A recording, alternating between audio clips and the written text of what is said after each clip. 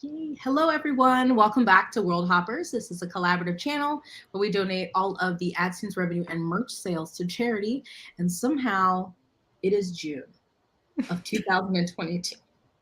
It's almost halfway through the year. I know the technical date is like in July, but whatever. We're doing the mid-year freakout tag, a staple here on BookTube. And we've got 13 questions to go through. But first, we'll have everyone introduce themselves, starting with the lovely Izzy. Hi, I'm Izzy from Happy for Now. This is a romance one. I read a lot of romance. I also read manga and some comics and stuff too. And I'm on the Chapter 3 podcast, which I never remember to say. So yeah, I co-host that with Bethany over at Beautifully Bookish Bethany, and every other episode's a romance episode. So that's always a fun time. Well, I'm Aaron from Aaron's Reading Room. I'm also a co-host of the Categorically Romance podcast. And that's me. I'm Heather from HEA BookTubes, and I talk about romance and discussions on the book community as a whole. I'm Kelly. I'm from BYOB, the Bring Your Own Book podcast. I co-host with my two friends, Nikki and Tilly. That's how I met Jess, and she invited me here. And I read a bit of everything. I've been reading a lot of romance this year, and I'll read basically anything or give it a go. So yeah, happy to be here. Hello, my name is Erin. My channel is Booked and Busy. I primarily read fantasy and romance. So let's get to it. Erin, you dabble in everything, don't lie. But yeah, when I saw, I was like, who's been reading a lot of romance this year? I feel like I've read a little bit, but I know I have my staples. I'm always like Heather, Izzy, but I'm like, let me think outside the box. But to start off, I feel like this is like one of the hardest questions to start out, but you know what? Oh, well, it's the best book, so best romance book you feel you have read so far this year. Izzy, are you ready? Do you want me to go? Yeah, you can go for it. However you want to do. Whatever you want to do this. I feel like I've been having a really great romance year, but if I had to choose one, I think I would say Fastest Way to Fall by Denise Williams was just it for me. Just Britta and Wes, they just spoke to me. I was just like, my cheeks hurt from how much I was grinning reading that book, and it was just beautiful. And I want them to be a real couple, or I could be Britta and Wes. Anyway, that one was a great one for me. I don't know if you would even consider that not really fake dating, but like they meet through like an app, like a fitness app, and they don't know who, the other one is, and they eventually meet in person, and their little messages are so precious. And then when they meet, it was wonderful. So that's gonna be my fave. I need to read that one really badly. You convinced me of it. So mine is The Never King by Nikki St. Crow / The Dark One by Nikki St. Crow. I'm going to just lump them together. These are Peter Pan retellings that are polyamorous. We have Pan, who every 18th birthday of one of the Darling girls' birthdays, he kidnaps them and brings them to his world and has to try and get this memory to find his shadow again. And it is super dark and twisted. It's really, really good. Somewhat predictable, I won't deny that, but like it is enjoyable in its predictability, if that makes sense. Like you're comfortable with where it's going. It just is so good. And normally when I read polyamorous romances like that, there's like one character I love more than the others. And I'm kind of like, I like all the guys. Like I'm like, they're all so fun. They're also just kind of their own person. Like they're very different. Like we kind of have the goofy ones and the more serious dark one and all that. And it's the best mix. And I'm just like waiting on the edge of my seat for September when the third book comes out. Nice. Well, for me, it was Kiss of the Demon King by Kresley Cole. This is in the Immortals After Dark series. And biggest reason being it pulled me fully into the kidnapped trope. I didn't quite understand it until the gender was flipped. And then I was like, oh, it's about being desired that much. Okay. So it went down a bit of a kidnapping rabbit hole from there. But yeah, have sort of come out of it. But, it's still a fun trope I'll explore forever for now. I love that journey for you, Aaron. I do saw too. you I'm over doing here like, oh, I never thought about it that way. Maybe that's, you know what? Part of I think why I liked it so much was it was flipped. Mhm. Like Yeah. that makes sense. Yeah, I'm very excited for you to join us in the weird kidnapping box. Yes, I'm here to stay now. I'm like writing all these down. I'm like, what? Okay.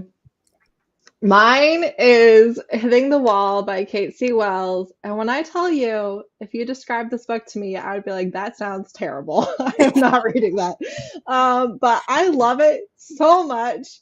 Arguably, maybe don't start with her here, but I already knew how much I loved the author. So at the beginning, when I was stressed out of my mind, I was like, it's fine. It's Kate C. Wells. We're going to be okay. This is a kind of dark contemporary romance, and you're going to deal with corrupt cops and kind of the rich elite of the town. And our hero is kind of the golden boy, and he is going to realize that the people in his life maybe aren't as good to other people in other situations as they are to him, and that his worldview might be skewed by his privilege. That being said, you have a accidental unwanted pregnancy in a teenager, and he definitely did think that she was of age. It was a one time, they were both drunk thing. So he was kind of not to blame, but also that's what it is. And his dad and the police chief and the other powerful members of the city are going to come to this pregnant teenager and be like, well, you wouldn't want to damage his reputation, because then your grandfather would no longer have a job and no longer have a place to live, and that's not really a thing you want to do, right? So she leaves and then comes back many years later with her autistic daughter, and he sees them alongside the road, and she looks just like his sister, and he's like, and he never forgot her, and he's like, oh my god. So yes, there's that. There's also like other stressful things.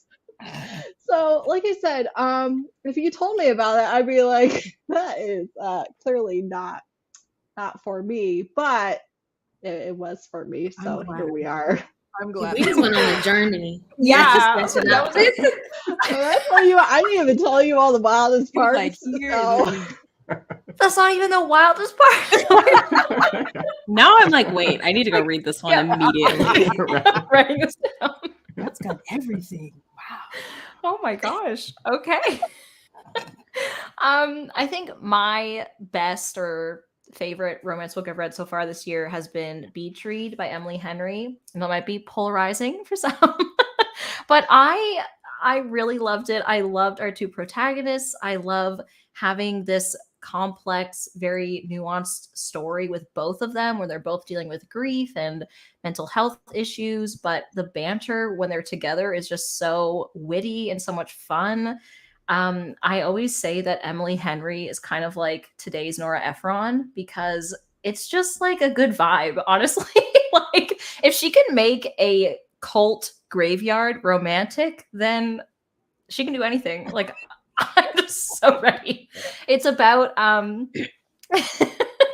main character. She's trying to write a book, and she's dealing with the grief of her father who passed away. And when she goes to the funeral, she finds out that that her mom knew all along, but she didn't know that her dad had a mistress. And so the beach house she goes to was like their place. And the next door neighbor is this guy that she went to college with, who she hated, and he's a literary fiction author. So they kind of make a bet with each other to see, because they're both stuck in a slump for writing, like, okay, you try to write a romance and I'll try to write a literary fiction. So yeah, it was super fun. Even though there were some like darker, like more sad moments, I had a really great time, and I just can't stop smiling thinking about it. So yeah. That's the sign. That's the Yeah. sign. That was great. I also gave Beach Read 5 stars back in the day. My favorite romance of this year is 100% hands down Mafia Mistress. No book has compared to Mafia Mistress. Well, there's one, but Mafia Mistress is an indie mafia romance. It's also an age gap, and it's a little taboo because we have this guy, Fausto. He's part of the Italian mafia, and he goes and gets this girl from Canada because her father owes him some money. And he's like, okay, well, to cancel out your debt, your daughter is going to marry my son.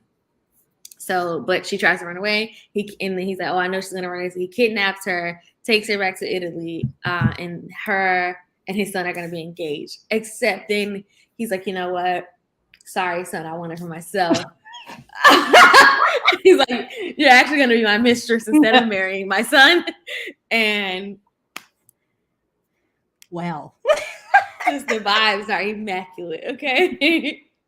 Listen, I'm just glad I'm not the only one that brought like the dark taboo. I was like, I hope I'm not the only one here with that on my list for favorite. I was actually surprised Heather didn't have a more twisted one.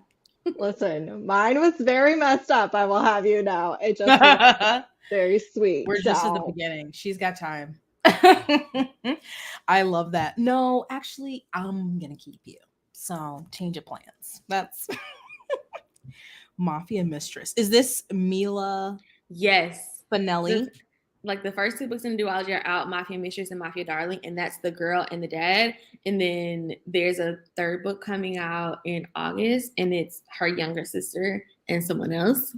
But Okay. you'll be hearing about that again when I do the questions and answers. So, what's the best sequel? Which is always interesting in romance, but I mean, there are sequels. So I don't know if everyone has read one or not. For me, I think I would have to say The Bride Test. I only read like maybe 2 sequels for romance. So I put The Bride Test by Helen Huang, which is the second one after The Kiss Quotient. And I read this like, I don't know, I just ate it up real quick. I started it like one night and then I was like on a flight the next day and just like kept going through it. And this is Kai, who I think is on the spectrum. And then what's her name? I'm trying to look it up. I can't remember anyone's names. Esme? Esme, yes. Yeah. From Vietnam. And just, I don't know, I love romance with dual perspectives. I think that's that always elevates it for me, so you get both of their thoughts. And it was just so, you can see like, Kai and he has these feelings, but he doesn't know how to express them or doesn't realize that he's not. And then her trying to do all these things to like make him fall in love with her. And I just was like, oh. I don't know. I just really liked that one. And it was more, I read The Heart Principle too, but that one had a lot of sad going on. And this one had, more focused on their romance and steamy time. So that was really good.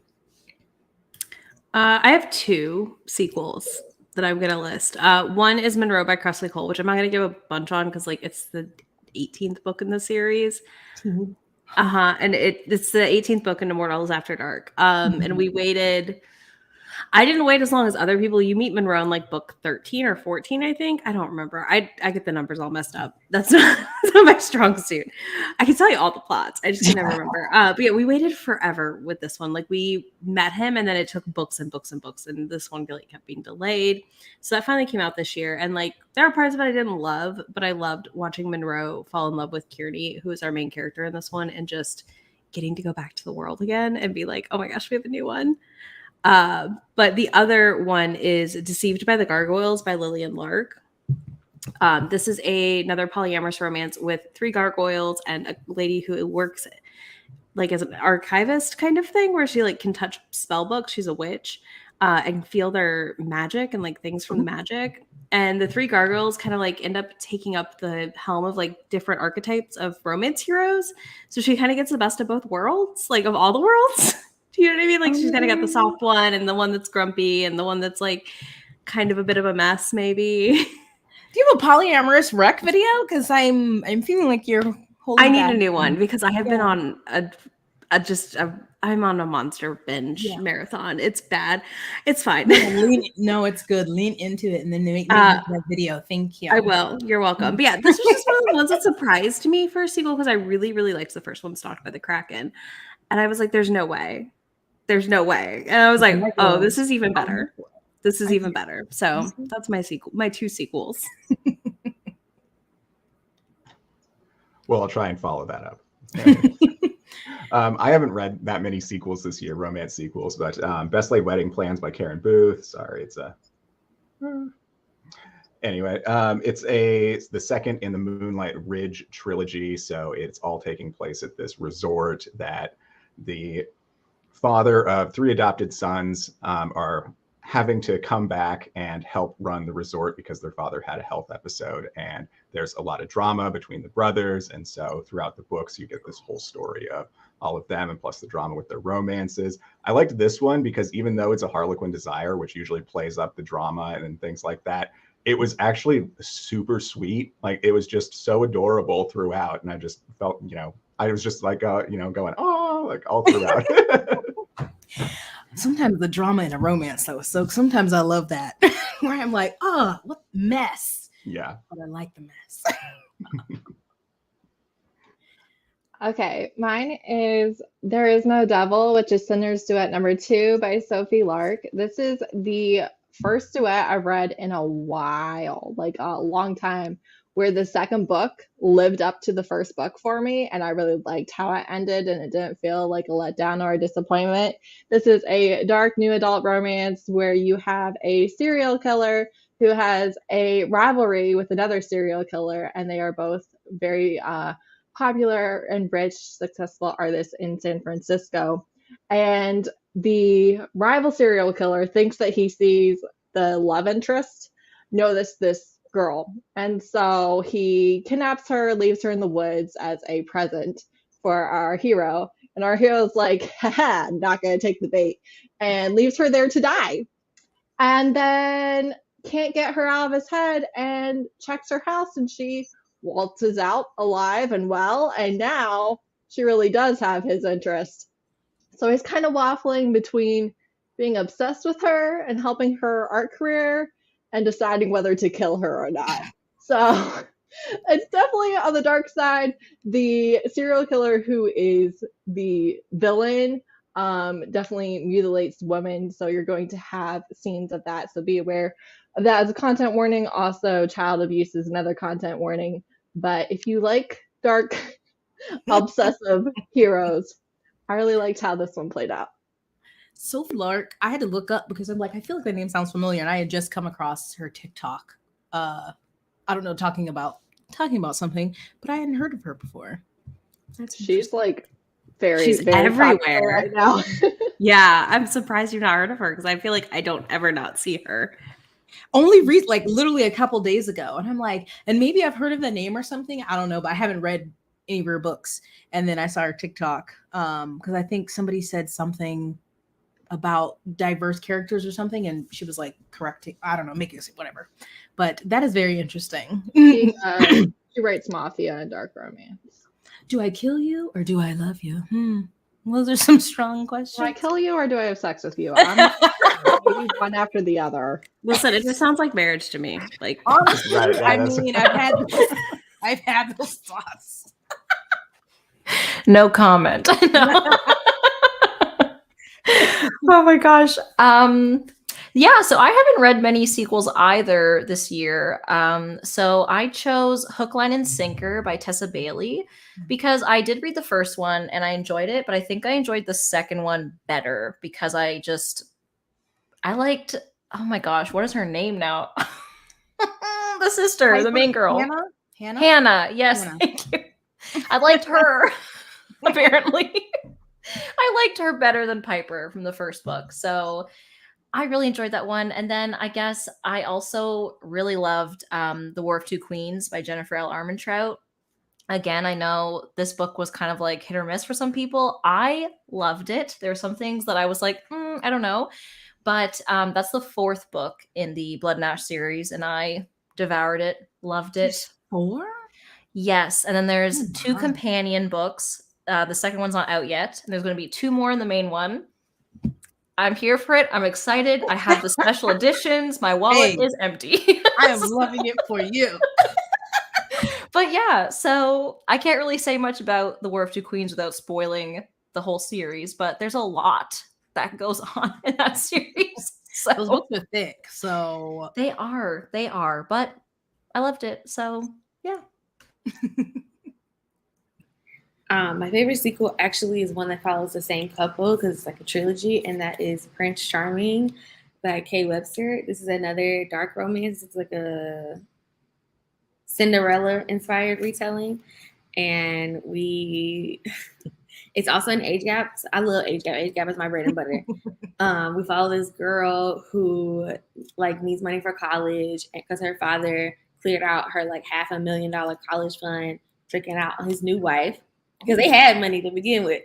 And she wants to go to school and she doesn't want to be dependent on like her stepmom, who's like a really successful plastic surgeon, but her 3 sons are kind of insane. So she gets a job as a cleaner, and somehow she gets to clean in the CEO's office. And she's like, it's already spotless. I don't do anything. She's just chilling out, and she leaves like candy wrappers on the floor. And he meets her. He watches the camera like, how are you cleaning my office? You got your feet on my desk. And so he's like, listen, you let me humiliate you and make a fool out of you, and I'll pay for your whole degree. And Deal. this is their romance. He's like, listen, I just got it. $40,000. So you started talking about it, I was like, I'm going to buy this right $500 for this if you do this. And I'm just like, I ate it up. So this has like humiliation in it. So if you are into that, but also Mafia Mistresses too. I discovered my love for I that. don't know if I've ever read that, so I'm interested. In reading. The first book is Stroke of Midnight. It's free on Amazon. It's like $0.00. You want to read it because it's not on KU, but I read the whole trilogy in a day. That's how good it was. Snaps. Oh. When you do age gap, is it usually the guy older, or have Yes, you read any with? I've read some where the woman is older, but I feel like they don't usually go as far when the woman is older. So he's like 30-ish, almost 40, and she's 18. Fresh out of the womb. See, I don't want to be with a mafia person because I'm already married, but like I don't want to be with a mafia person, but I would not spend all their money. So I'd be like super appealing to them. I'd be like, I'm gonna keep it in the bank, but let me buy my books and stuff. Spending, I would. I'm running it up. But $500,000? No. He's a billionaire, so you can't even spend all the money that he has. Oh, That's even true. better. Yeah. Yeah, it has to be an inconceivable amount of money, and I'm good to go.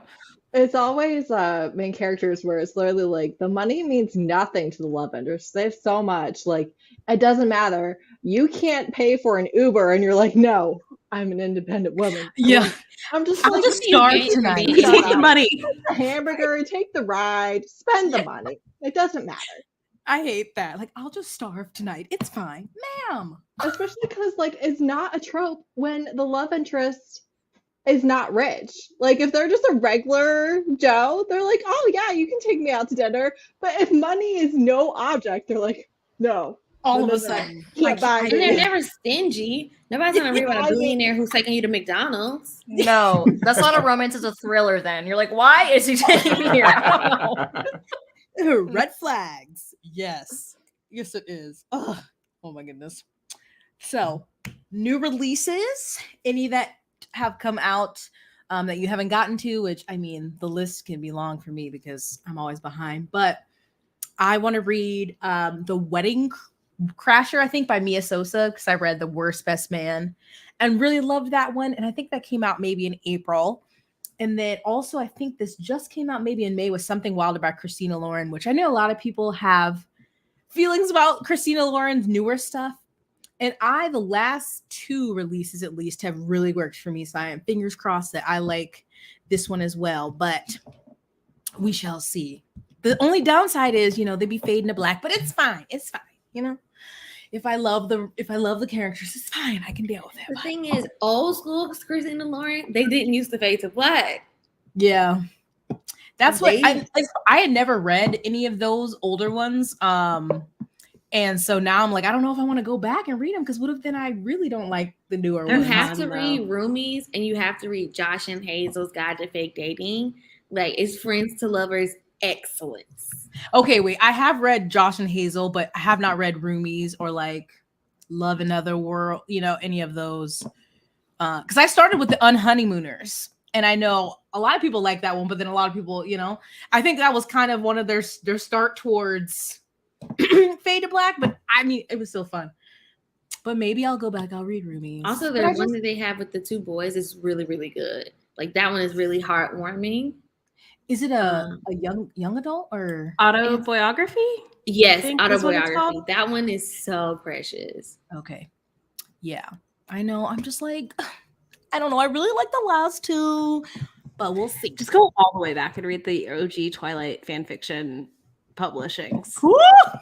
Beautiful Bastard, I think it was the one that one series. Beautiful Bastard, dirty and wild, and they're good. Yeah. They're very good. I wonder, have they ever said like why they made the change, or did they just? I don't think they've ever spoken on it really.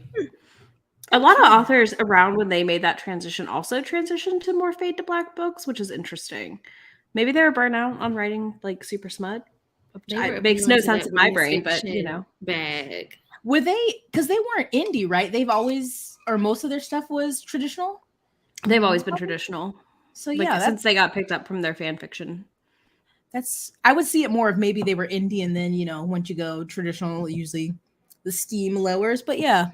Maybe they're trying to like open up a new market, maybe, but like you're going to lose us. They're going for the women's fiction crowd that doesn't, or the people who don't read romance and are getting into romance. Crossover appeal. Yeah, I think it's that whole thing of like trying to be that weird middle ground. I don't know. I love the soulmate equation. Okay. Pick a lane, people. Like, just pick a lane. That's all I ask. I will say Emily Henry does the same thing. She does write the women's fiction romance line very heavily. She does. Yeah. Because of her 3 adult romances, only one of them is really a romance. Yeah, I will say, like, because normally I would be so like, by women's fiction kind of romance, like super clean Fade to Black. So she I think because her writing is so detailed when it comes to those parts, I don't get upset because it gives me good feelings still versus like literally fading completely out, because that gets me so annoyed. But yeah, I can see that. Yeah. Oh well. Is he? Okay, so I have Tanked by Mia Hopkins. This is the 3rd book in her East Side Brewery series, which if you haven't checked out, I highly recommend. It's one of my favorite series that I've read. These are based in LA, and it's a set of brothers. So there's 3 brothers. The first 2 books follow the older brother, and then the youngest one they sent away, which is what Who Trashed is about. And we're kind of dealing with his trauma of being sent away to avoid some of the gang activity and stuff. So like there's gang activity in this. There is, neighborhoods and family members who have gone to jail and, all that sort of stuff happening. And you're following like the family and like the boys as they fall in love. And it's just like so good. They're so filthy and like refreshing because like they're dark romance set in a very different environment than we usually get. It's not mafia. It's not your usual rich billionaires either, and they open a brewery in their hometown. So it's very fun. I'm not opposed. This cover says thirsty, and I am thirsty now. Yes. Yeah, thirsty is. I highly recommend them. They're very fun, and we've been waiting a while for this one. And then other one is I Need to Read Wicked Beauty by Katie Robert. It'll have come out by the time this goes live, I'm pretty sure. And that is her. I cannot say their names, so I'm not even going to try because the one I will mess up. But it's her polyamorous romance. That's the 3rd one in the Dark Olympus series, and I'm very excited for. Is it the blacksmith god? You know what I'm talking about? So. Starts with an H. Hephaestus. Okay, listen, I was trying to say that name in a video today. No, it's the P one. It's the P name. I'm not even gonna try because it's so bad. No, it's PATRO. But you did so bad. I'm literally gonna edit it out of the video. Like it's not gonna show up. Well, I tried to say it on a podcast and I was like, I give up. It's about 3 people. There's like an established MM relationship. And then she joins. How did I miss? They're already on the 3rd one? Wow, I can't keep up.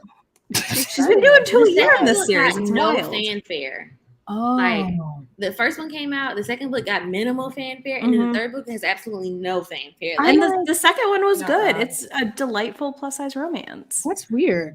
And also they're both like bisexual. So was that Patroclus? Yep, that. Patroclus? I thought. Yep. That's the name I can't say. Isn't he with Achilles? Yeah, and Yeah. Helen joins. It's a threesome. It's a threesome. It's polyamorous. I was Yeah. like, he's not a god, is he? Okay, maybe he. Okay. Well, Okay. you know, it's Okay. the world, right? Greek The myth. By what definition of bucket. God are we talking about here? Right? Yeah. our female heroine in this one is a daughter of a god. So, yeah, but I'm very excited Wow, for I Wicked did Beauty. not know that one was coming out, but sure. Yep. On the Comes out 7th of June. Okay. Mhm. Okay, Katie. It's been out of my bookstore for like 2 or 3 weeks. That's Same. how- Really? Same. Yeah, they put it out really early at Barnes & Noble here. Same I was with like, this one, which is what we what talked are you about, doing? like, they had them out early. He said we ain't got no space in the back. Put it out. Why is my bookstore so diligent? Because I never get. They are following the rules. Curse them. All right. Well, for me, it's The Heart-Shaped Murders by Denise N. Wheatley. So this is an intrigue. So it's lighter on the romance and more on the mystery. And this is tracking a serial killer that carves hearts into the chests of their victims. So our male main character is a survivor of his attack, or this person's attack. And so she has half a heart carved into her chest, and she has to accept help from her an ex-lover from the past to track this guy down. And it's the first in a West Coast crime series that she's going to be writing. What was I the hope title of that again? Because now I'm like, I have to go read this Harlequin because The Heart-Shaped Murders. I was like, that's a banana pants one. I love my banana pants Harlequins. I hope she finds someone with the other half carved so they can like Oh. The best friend.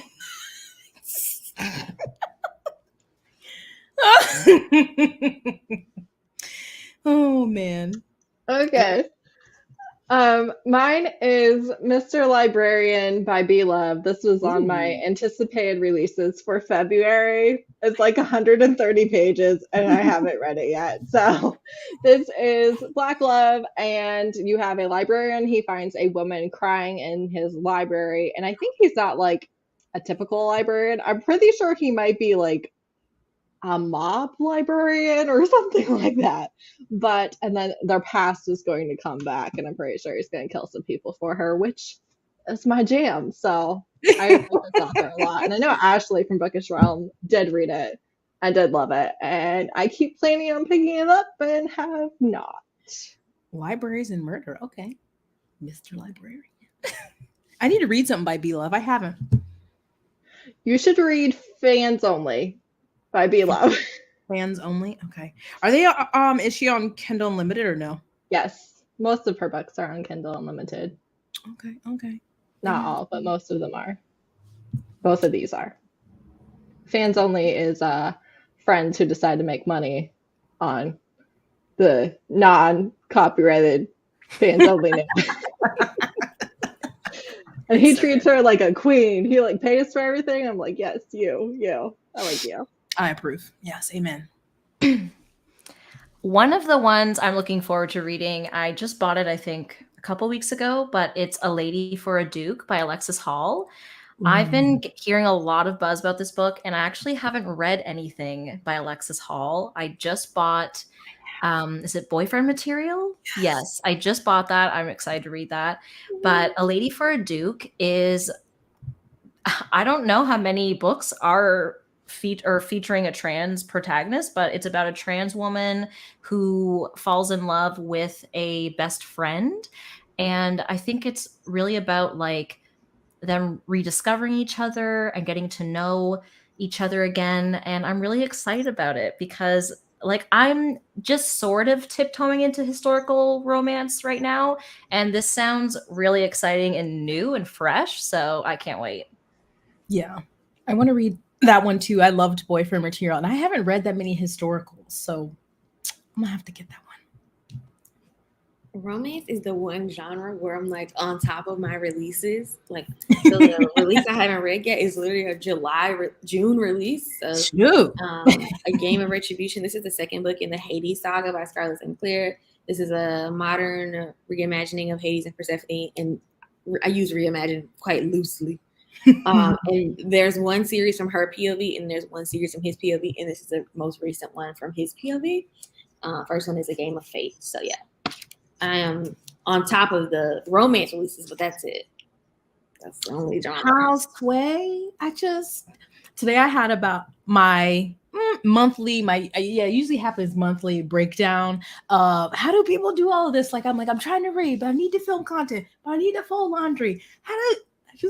Listen, I have a day for everything. Everything is batch. My process is batching. That's what I say. You have to have a day for Laundry. everything, basically. Like, I've gotten better on batch filming, but then they're all filmed, and then I'm like, oh, and I gotta edit it. And then I have a filming day and editing day, so they usually be like a Sunday and a Monday. So Sundays I'll be filming. Mondays when I do most of my editing. Later on in the week is when I make thumbnails and do descriptions and all of that. Oh my God. Just remind me. I'll send you the app I'm using that helps me organize all my tasks. I need for a video course. Stuff. I need a teach you to use it. seminar.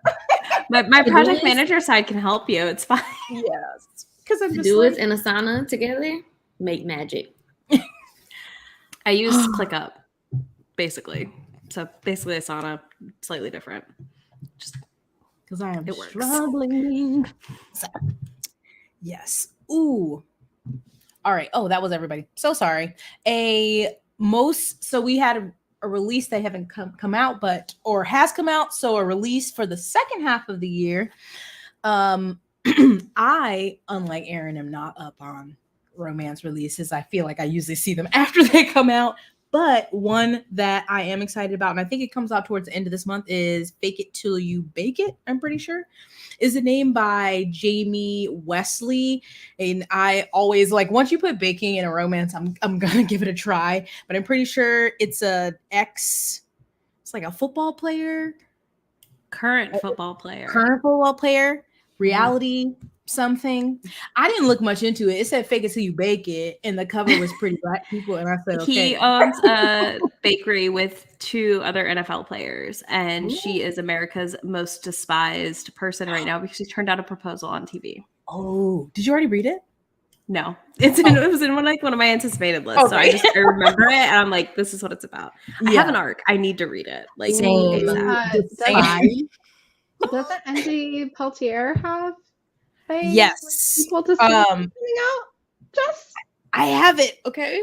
Are you not her hype woman? I thought you were like her. I entire have marketing team right and now. then I started reading it, right? But I was in a slump, so I put it to the side, and I have to go back. Wow. So please, you didn't have to call me out like that on this. You could have waited till after we ended broadcasting, but okay.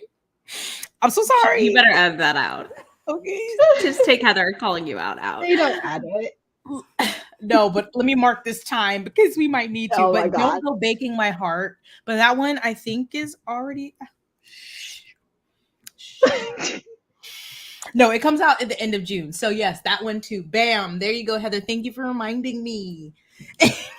Which is the second, but it's a sequel after Sweet Hand, which I think this is her assistant and some other person. And he lied. He entered some baking competition, but he doesn't know how to bake. And she's gonna help him. Have to read. That's a bad plan. I mean, I got the arc and I was really excited, and then slump life hit, and so I just gotta get back to it. It's still anticipated.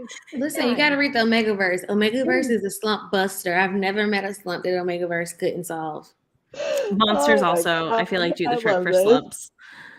Okay. I hope we destroy Jess's reading. Jess, you should do an Omegaverse blog. Where do I start? That's a post-recording combo, probably. Okay. I feel like. Okay, because I feel like if we get on this train, like it's gonna be a mess. Okay, Not like I want to go there. I'm just like, come back. do we want Jess to have to edit 20 minutes of We're Omegaverse? not. I'm gonna edit it. This is all gonna be in. I know, that's the thing. Okay, that's post. We shall continue. Okay. I've got the August 23rd release party day. I have like 3 releases coming out on the same day. I have arcs for all 3 of them now, so hopefully I will read them before they come out.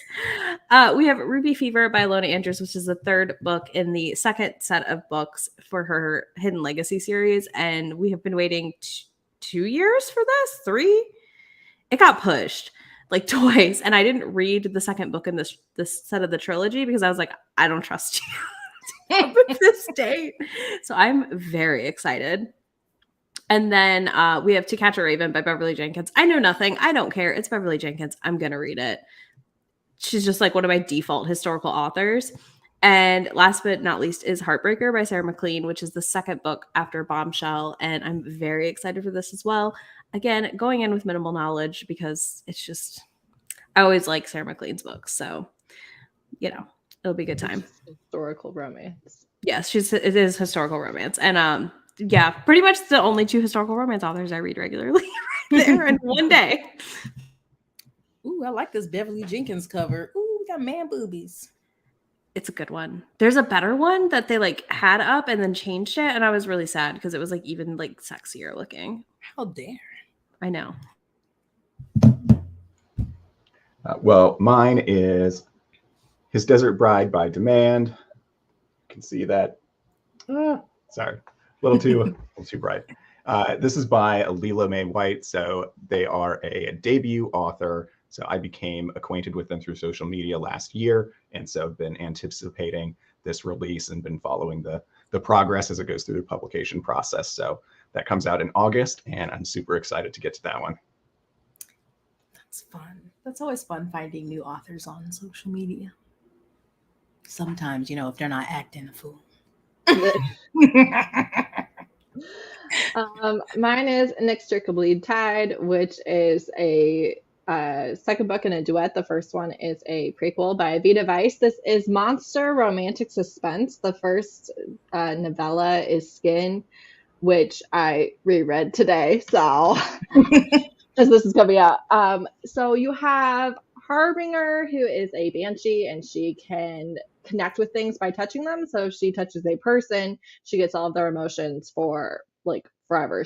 There are constant feedback towards her. It's very overwhelming. So she basically is in a cat suit with a helmet and gloves all the time, and she has a gargoyle partner in investigation who is also her bodyguard. And in the prequel novella, bullets are flying, and she had her gloves off to touch an object to get a read on it to try and find out what's happening, and they accidentally touch skin to skin. And so that's very overwhelming for her. And then she notices this little bit of desire buried way down deep in his emotions. And so then they decide to bang it out because she can't touch anybody without having this everlasting connection. They now already have the everlasting connection. And she's like, this is perfect. This is great. And then in this release, they are trying to solve a serial killer, and they get a night terror out of a serial killer or something like that. And it's a threesome. Also, Avita Weiss's main characters and love interests, they're all pansexual all the time. So, wait, the night terror? Yes. Okay. It's a gargoyle, banshee, night terror, monster romantic suspense. And that's like all I've ever wanted. And I didn't know that till I found out the premise. So, all right. I'm Your dreams very are coming excited. true. Okay, so this book comes out near the end of the year, which I'm like, oh my God, I have to wait so long. But it comes out in the mid to end of November, and it's Two Wrongs Make a Right by Chloe Leese. I've only read a few books by her so far, and I found them like really fun and cute. And this one I'm super excited about because it is a reimagining of Shakespeare's Much Ado About Nothing. And basically, it's like fake dating, hate to love, or enemies to lovers, which I love both of those tropes, so I'm here for it. But basically, their friends set them up together to date. And for some reason that I don't know right now, they're like, okay, great, let's go for it. And let's pretend that it's working out. So then we can like have it fall apart and they'll be crushed by this, which I'm like, what?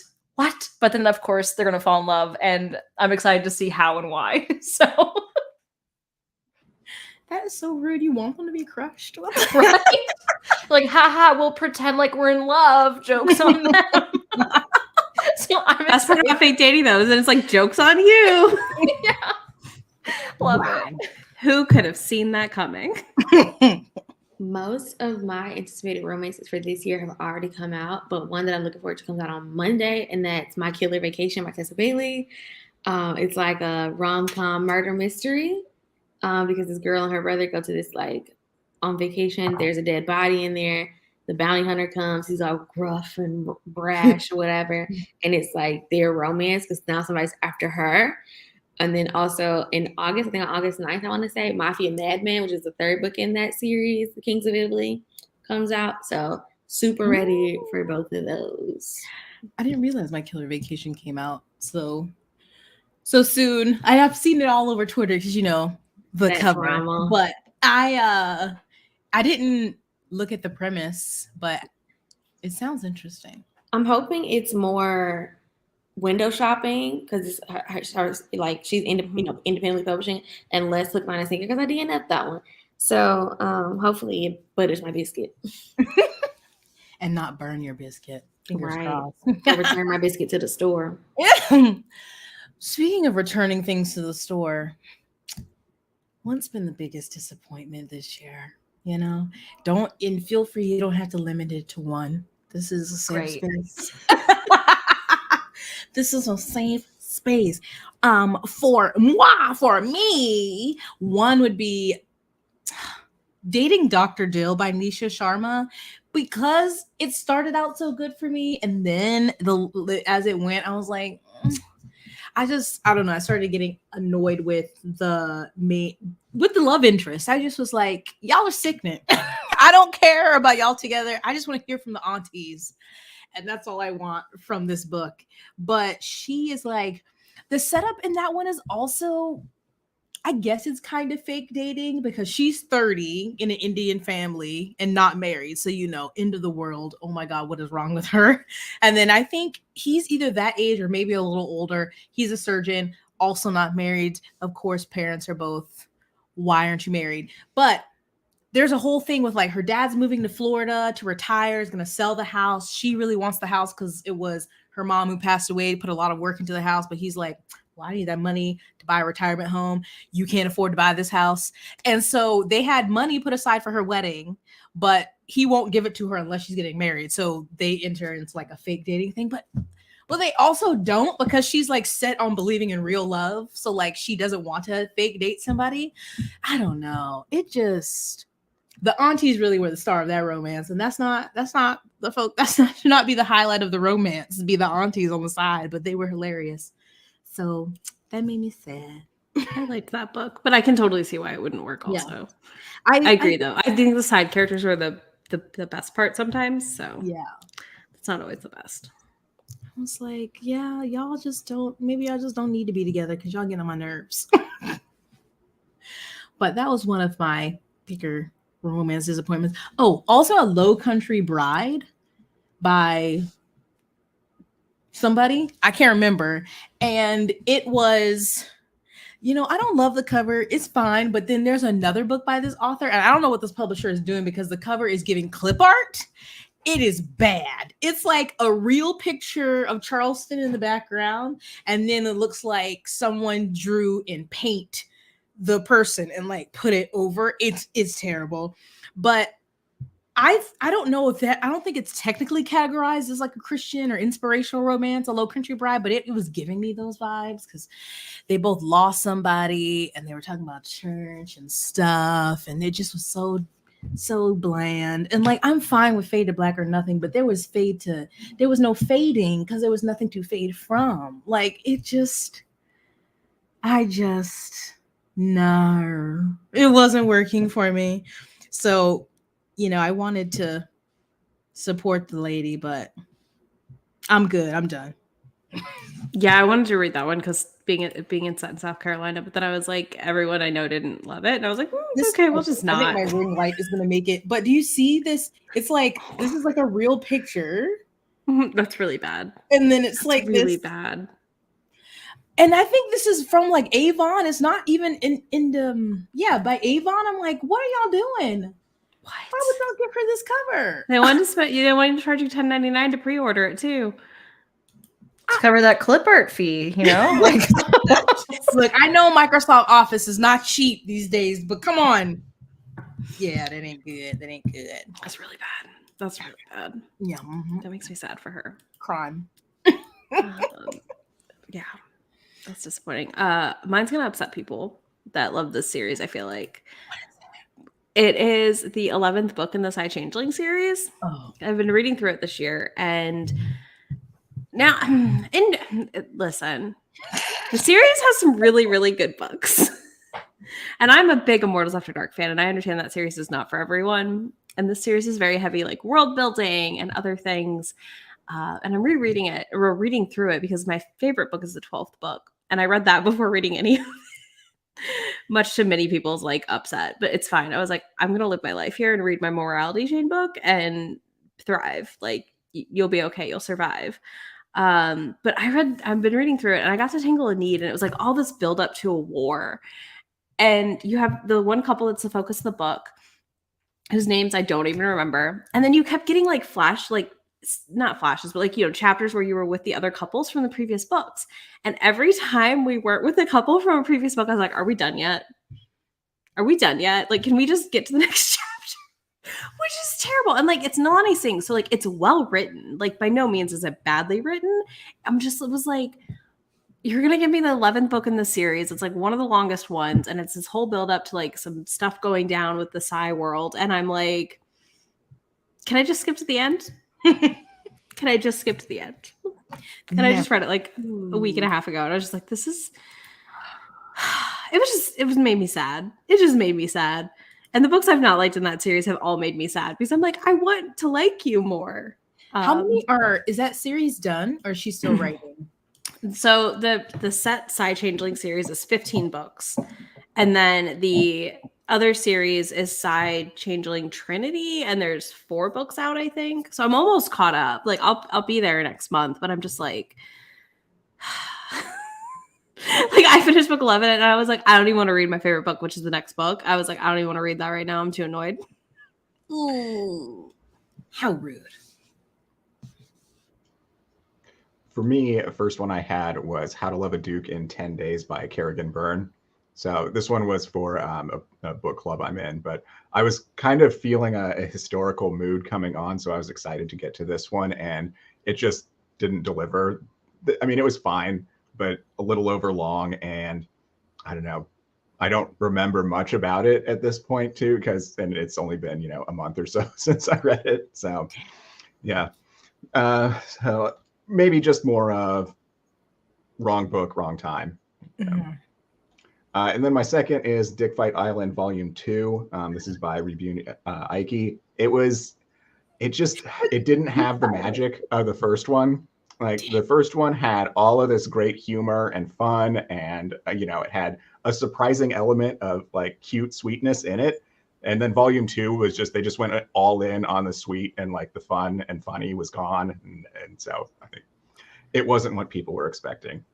Wait, sorry. Did you say Dick Fight Island? Yes. Yeah, it's a manga. You're welcome, Erin. I know. I'm part of the reason you have to read these books. Yeah, there's something. They're delightful. They are a treasure. I don't know what you're saying when you say there's something. He means it slaps you in the face, is what he means. It does, with some Yeah. big old dicks. Surprise, surprise. It is called Dick Fight Island. Wait, how did they get on this island? Why is it called? I'm just gonna have to pick it up. It's So a whole culture, and Yeah. the fight is like a tournament to decide the king for 4 years. Yep. Yeah. And they have armor that they put on their dicks. Oh, Yeah, it's a whole production. Yeah. it's a whole production. I highly recommend checking it out. Mhm. If you're I down will. for like banana pants, like, you have to be into banana pants and ready for like up You here, win by holding you're out hitting the over ceiling. this. So Yeah, it's very explicit. it is very explicit. Just be aware. Surprise. It's explicit. I didn't think it would be with that title. I thought they were just throwing you The off. cover just has a giant dick on it. So, like, I mean, it's covered in armor, but Talk about the section you're gonna be fake editing out. Yeah. because I had to check. I'm like, I think that's what I heard, but I just want to clarify. Okay, great. I've written that down. I'll check it out. There's so much out there. So much. All right. Mine is Still an Ice Bride by Jay Ford. So I think this might be the only book I've given 1 star so far this year. I wanted diverse steamy, short fantasy romance, and I got mediocre to bad to worse to wow, this is really bad, and just paper cutouts of people who are like, oh, I'm sorry I kidnapped you. I shouldn't have done that. Oh, I love you. I'm going to give my life for you for no apparent reason. Oh, I'm going to do that too. Okay. And no steam and no reason for them to care about each other at all, much less give up their entire lives for each other, much less their deepest, darkest secret that they've been hiding and running from their entire life. No reason whatsoever. And I was so mad by the time I was done because I was just like, you're stupid and I don't like you and what are you doing? So, and I felt betrayed. I can't lie. Could sex have saved it? No, but I did feel betrayed that it didn't exist. So I was really hoping to like love the author and read many, many, many of their books. And that did not work out for me. So I was very sad. Dang, betrayed. Okay. I have two. Let it out. I feel like this is a safe space. Thank God. Okay, so Is it? Well, it depends on what the book is. Listen, just don't read the comments. Don't read the comments. It'll be fine. No, it's gonna have to be a safe space because I gotta let this off my chest. Okay, so the first one I wanted to love so much, and that was "Fool Me Once" by Ashley Winstead. Here is the cover in my little book journal. Okay, thanks. The book was not cute, so I wanted to love this so much. The beginning was really good. It gave me Emily Henry vibes. I was all for it. And it's supposed to be like a second chance at love / enemies to lovers romance because our main character, Lee, she broke up with Ben, like 5 years ago. And she, in the book, describes herself as a hot mess. And so I'm like, okay, great. Like, I'm all for rooting for someone who has mental health issues and like she's trying to get her life together and doesn't know what she's doing with her job, all these things. And then it just slowly went to shit. Are we allowed to swear? Well, we said dick fight, so I'm saying shit. Okay. So it was just like constantly Lee running away and then Ben going, Lee, wait, like a bad movie over and over. And he kept trying to win her back, even though she was the one who cheated on him because she thought that he cheated, but he didn't, and all this crap. And on top of that, there's like a political plot where she is working for an electric car company and he is working for the governor of Texas. And he's like, yeah, let's get this deal going. And I wanted to give up, honestly, but I thought, okay, let's just keep going. It was a hot mess. It was a hot mess. The first half was like, wow, this is really interesting. The second half was just like bad, right? Like she had like an outline, but didn't want to fill it in. That's how it felt like to me. And then the other book I hated, I didn't finish this one, but I'm counting it because I spent 70% of the time reading it. Like I went through almost the whole thing and then I just had to stop. So that one is Top 10 Trends to Seduce Your Best Friend, I think it's called. It just rolls off the tongue, by Penny Reed. I have never been so angered by a book. Like I was rooting for it and then it just, nope. So this one is about a girl who is a STEM person and she has a TikTok account and she's trying to make it big with her science videos. And her best friend is like, well, the only way you're going to make it big is if you do these dating TikTok challenges. And so she's like, okay, and starts doing these with this guy who, of course, is like grumpy and whatever. And it was just like, for the first 65%, it was that plot. And then when I stopped, we introduced a new plot. And it was, oh, you have to go win him back. And there's 10 ways to do that. And I was just like, no, I can't do it. It was so badly done. I can't even remember all the reasons why because I was infuriated. I was so mad. And I'm like, I waited 70% for the real plot to start? No. And I just said, no, thank you. Put it down. So Sorry to anyone who loved it, but I did not. That's So so weird. I haven't heard of that one though. That's sad because the title's very catchy. yeah, and it was like a I know you didn't like The Love Hypothesis, but I did, and it was like a fake, or like it was like a knockoff of it. It was just like so bad. It I can't. I would not recommend. And I've liked other books by Penny Reed, but not this one. So Penny. Yeah, I was going to agree that her books are hit and miss. Now I know this won't be a safe space, and the girlies are gonna be mad at me. So if you want to fight in the comments, we can. Okay.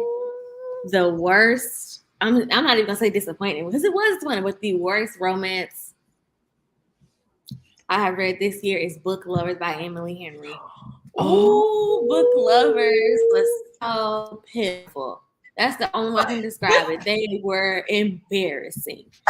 I think that those two characters needed to go see a therapist. They needed to go seek mental health professionals because that's what they needed, not love. Because the love was weak and therapy was important. I think that their quality of life would have been better served by seeking out professional help. It was not a romance. It's yet another book where I'm being sold a rivals to lovers romance, and I met this man once for one meeting for a book that he wasn't interested in working on that went on to become a New York Times bestseller, movie deal, all that. So it's not like the book was hurting, and we never saw each other again until I ran into him in this small town. But I have unresolved trauma and mommy issues, and I treat my 28-year-old younger sister who's married, mother of two, like she is 4 years old. And since my mom died 12 years ago, I haven't got a good night's sleep. And rather than go to therapy or seek counseling or some type of, sleep specialist, I'm going to fall in the most boring love with this man. But while that's happening, I'm going to be focused on my sister and minding her pregnant business while she acts like she is 6 years old instead of like a grown woman who is the mother of small humans. That's Book Lovers for you. see, I loved that book, but I agree with that whole sister thing. I hated it. I'm like, she's an adult. Leave her be. Sissy, what do you mean? Yeah. What are you saying? You would have thought their mom died yesterday or like a year ago, not 12 years ago. Oh my God. Like she was a single mom and all her life she had to fight. She had to choose between formula and rent. And that was not the case. I'm excited to read my audio arc of that at some point. Just to now be like, oh, yep, there's everything Aaron just said. Oh my God. I haven't got a good night of sleep. It's the least romantic romance attempt I've ever read. Like the romance is literally 25% of the book, maybe. Yeah. And it was not enemies to lovers because I did think that too. And then I was like, okay. And I went with it. But yeah, I wanted more of the hating game like they promised. So yeah. And Charlie was the flattest love interest. Like they just made him. This lady, she talks about herself as if she's the foil. Literally, she says this: "I am the foil to the good woman in the book. I'm the evil ice queen that the man breaks up with to go have his small town romance. She's the one that's been left behind." And they just made a copy and paste match of this man who's very flat, and she did not flesh him out very well and his backstory, and it was just well, pitiful. Your description was 5 stars. So Emily needs to hit you up. Listen. Oh man. Yeah. She's got one more chance with me. And then I'm gonna be like, we're just not meant to be. Oh, I'm completely uninterested. But the way you described the sister relationship is enough to like infuriate me without even having read the book. I'm already annoyed. I'm just like, oh no. It's like her sister's keeping this like secret from her this whole time. And I'm like, how are y'all supposed to be 32 and 28? And the sister has run away from her husband and child for a month. When she's like trimester. Yes. Like, okay. You're supposed to Yeah. be building a nest. Aren't you not supposed to travel in like your third trimester? You was Really savvy. on Do her. that. And you're just not.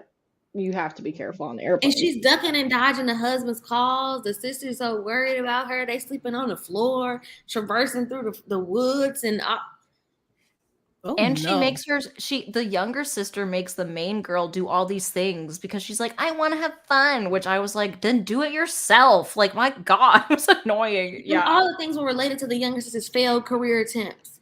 Oh, Yep. we gotta save a small town business. We gotta have a wild raunchy hoo-ha with a stranger. It's true. And I liked this book. I totally agree. Like, just too Yeah. I need to listen to that copy I have so I could just be like, Yeah.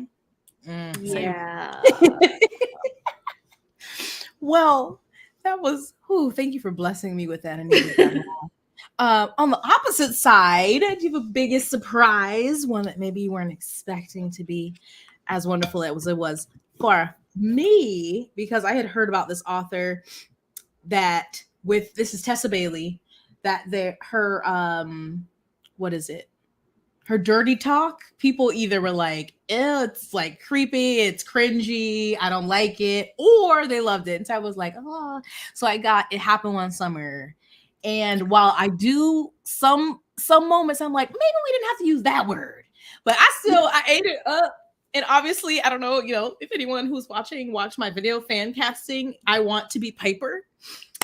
And if you saw, Ava's from The Expanse to be my Brandon. But yeah, I was just reading that like, wow. Yes, I love this. So I was very surprised because I was like, I'm either probably gonna be like, I hate it, or just be like, meh. But I just was like, oh, And I just laid there on the couch and just was like, oh, just eating it up. So I was pleasantly surprised by that one. Love the redistribution of wealth in that one. Yeah. In the sequel, in Hook, Line, Sinker, the dirty talk was like good for me, except when he called her lady parts, nether regions, thing. I was like, could you just say like vagina or pussy or something else? Like, thing. I totally missed him calling it thing because I would have been like, huh? Yes. that after the massage oil orange situation where you could smell it all through the house, and I'm gonna give you a hand with that. I said, you know what? I don't need a hand with that. I'm gonna just close it. He was like, do you need a hand with that thing? I'm like, what thing? Like what? No. Yeah, that sounds just like a tool, a book.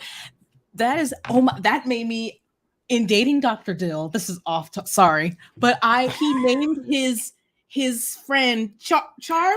That is the thing that drove me nuts in that book. Because I was like, why did you give your dick a nickname? Out of nowhere, no explanation, just randomly calling it a name. I was like, what is he'd going be on? like, oh wow, Charlie's really brushing up against my zipper. I'm like, and a common name too, Charlie. First I'm like, wait, where did I miss Charlie? Where did Charlie come from? Like, and why is he touching your zipper? Yeah. Sorry, Aaron. No, I thought that was really weird too, because it's just it's if you ever an read this odd book, I mean, fascination this is to just have probably with like your own body parts, Yeah. I was like, I don't no guy I know does this, but like I feel like now that's gonna be my like ask every guy I know a question. Have you named your penis? And what is it? Do you know anyone named Charlie? Yeah. And why? At Do you least do more that? unique. Mm-hmm. Oh, this is my turn. I I feel like I'm pivoting into a oh, I picked it, so we're gonna go with it. But it's Railed by the Easter Bunny by Dahlia Davies. we're gonna go with it. This was just in my May wrap up, and as I said in the vlog, I think I'm back on my monster bullshit, which I like never left, but like I dip in and out of like how extreme I go. And I read this on the rec of some book talkers that I do trust their opinion, and they usually do rec good monster books. And this is one of them. And you know what? This was a good monster book. Our heroine is in need of help to get out of a really shitty relationship situation. And she goes to the old god Esther, whose son is Jack, who happens to be the Easter Bunny. And we have like a pagan god world, similar to the Dark Olympus books, kind of like where like the gods somewhat rule the world, but their children rule it. And look, I just thought this was going to be ridiculous. And I left the book like, I really want a sequel where we dive into like, this world. This is very interesting, like kind of pagan gods of different, we don't get a lot of pagan gods in our books for that. And it's, it just was a party. Like I was really pleased by it. And, marshmallow flavored jizz. So there you go. What more do you need? I mean, it's mandatory, right? Suddenly gay over here. That's I just like, I mean, if you're gonna do a holiday book, like if it's Santa or whatever, I need peppermint. You gotta match. You gotta coordinate your holidays.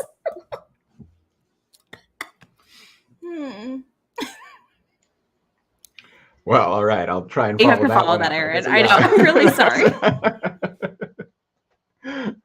Well, mine, I had some assigned reading recently, but I read Alaskan Christmas Escape by Juno Rushton, and I had put this one off a bit because it seemed like the least interesting to me, and this is another Harlequin intrigue. But I got to it, and it starts out with our heroine, Zenobia, and she's a rogue CIA agent because her handlers like turned on her and stuff. So she's in hiding in this small town in Alaska, and she has this casual friendship with a neighbor. What is a neighbor in Alaska? Who is an ex-Navy SEAL, and he has post-traumatic stress disorder. And one night, these black operatives start rappelling down from helicopters, and it's a huge shootout. They both end up, on the run, helping each other, and it just doesn't stop from there. It just keeps going, and I was just needed it and didn't know it, and it was so fun, just nonstop action, just edge of your seat.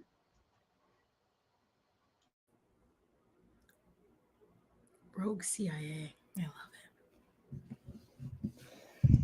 All right, mine is Held in Contempt, which is an erotic novella. It's a romance by Eva Sherry. This is Black Love. I can't tell you the trope. The trope is a spoiler, but I was chugging along, and then we had a conflict. So I was chugging along, right?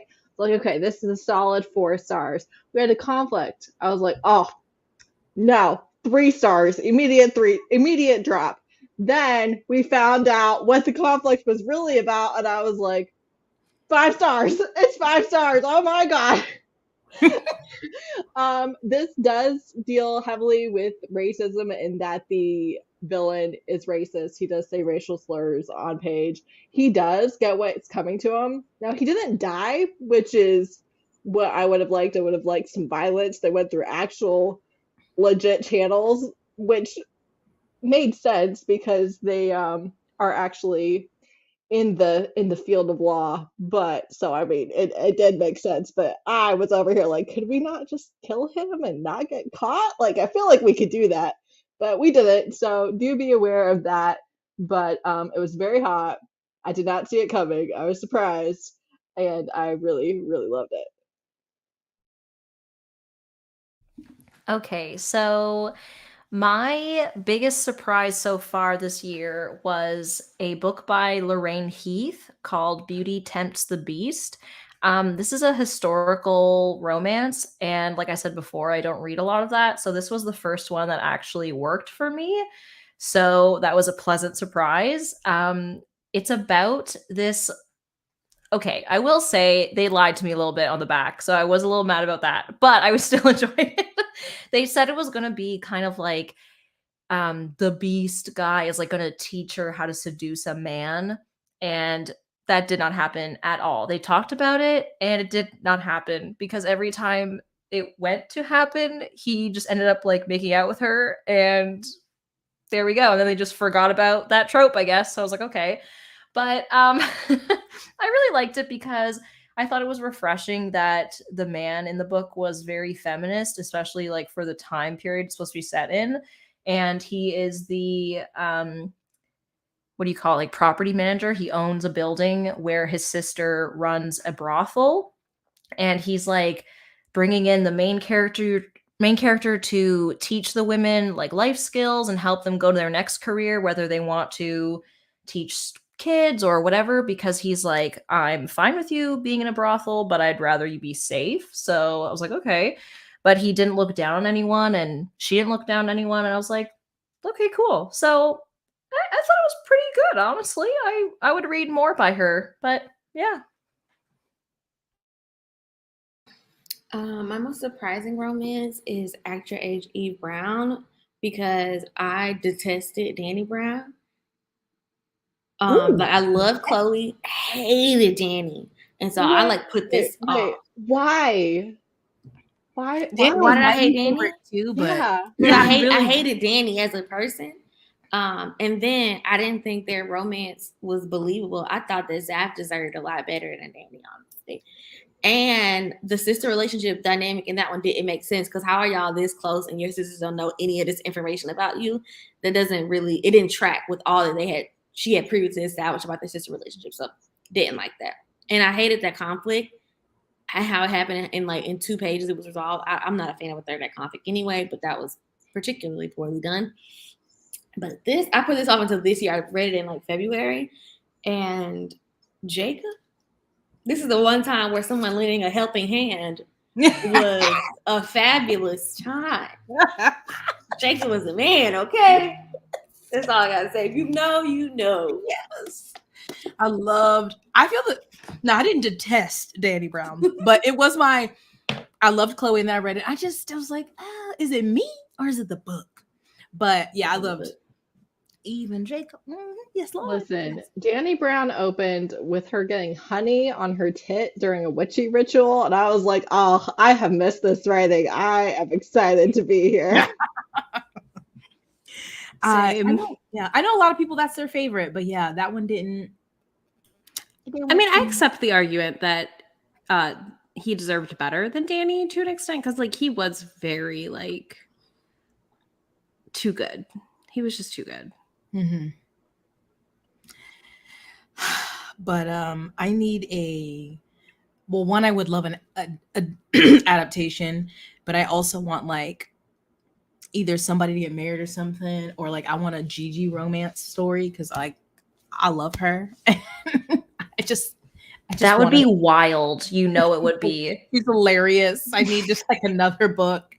Maybe it's like one big family gathering and Gigi finds her. We deserve Talia. She has a longtime girlfriend, doesn't she? Her yoga instructor or whatever? Yeah. I think you're right. Yeah. Let's see it. Let's see it. Yeah. Just give me more Gigi, honestly. Just in whatever capacity that's gonna be. So, oh my gosh. Sorry, we've been talking a long time. Favorite new author? It could be a debut author or new to you.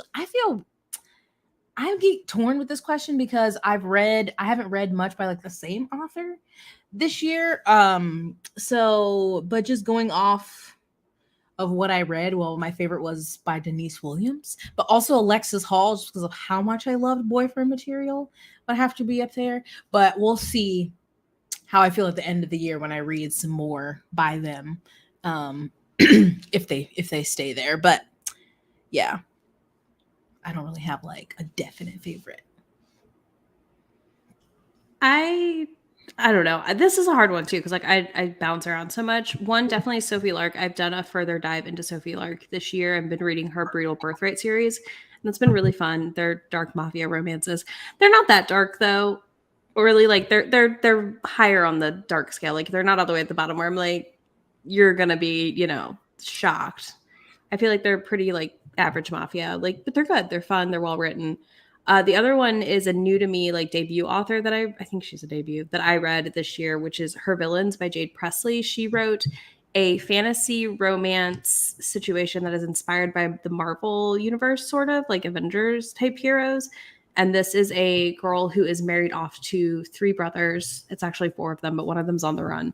And she's married off to kill them is her task from her father. But when they get to the place where the brothers are from, things change. And it's very like not surprising, but it was just really fun. And it was really fun to be like, oh, that's who that superhero is supposed to, like, that's who that guy is supposed to be, a superhero. Like you could kind of piece them together quickly. But it wasn't like so in your face that you were like, oh, you just like took your fan fiction and published it. Like it's very much like a you fan fiction situation. But I was really surprised by it and I really enjoyed it.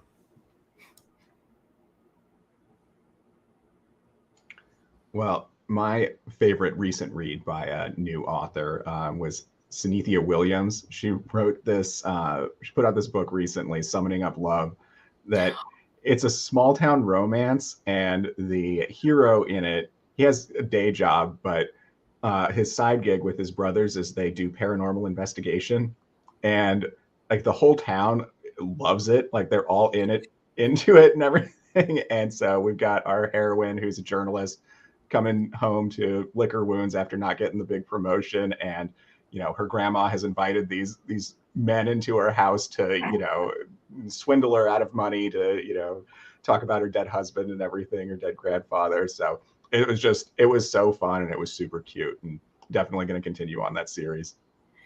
That one sounds good. I wanna read that one. I finished that one last night and it was so cute. You'll want a waffle is the only thing I'll note by the end of it. Right? Yeah. I love waffle. We went to Waffle House that night. I was like, I have to eat Waffle House right now.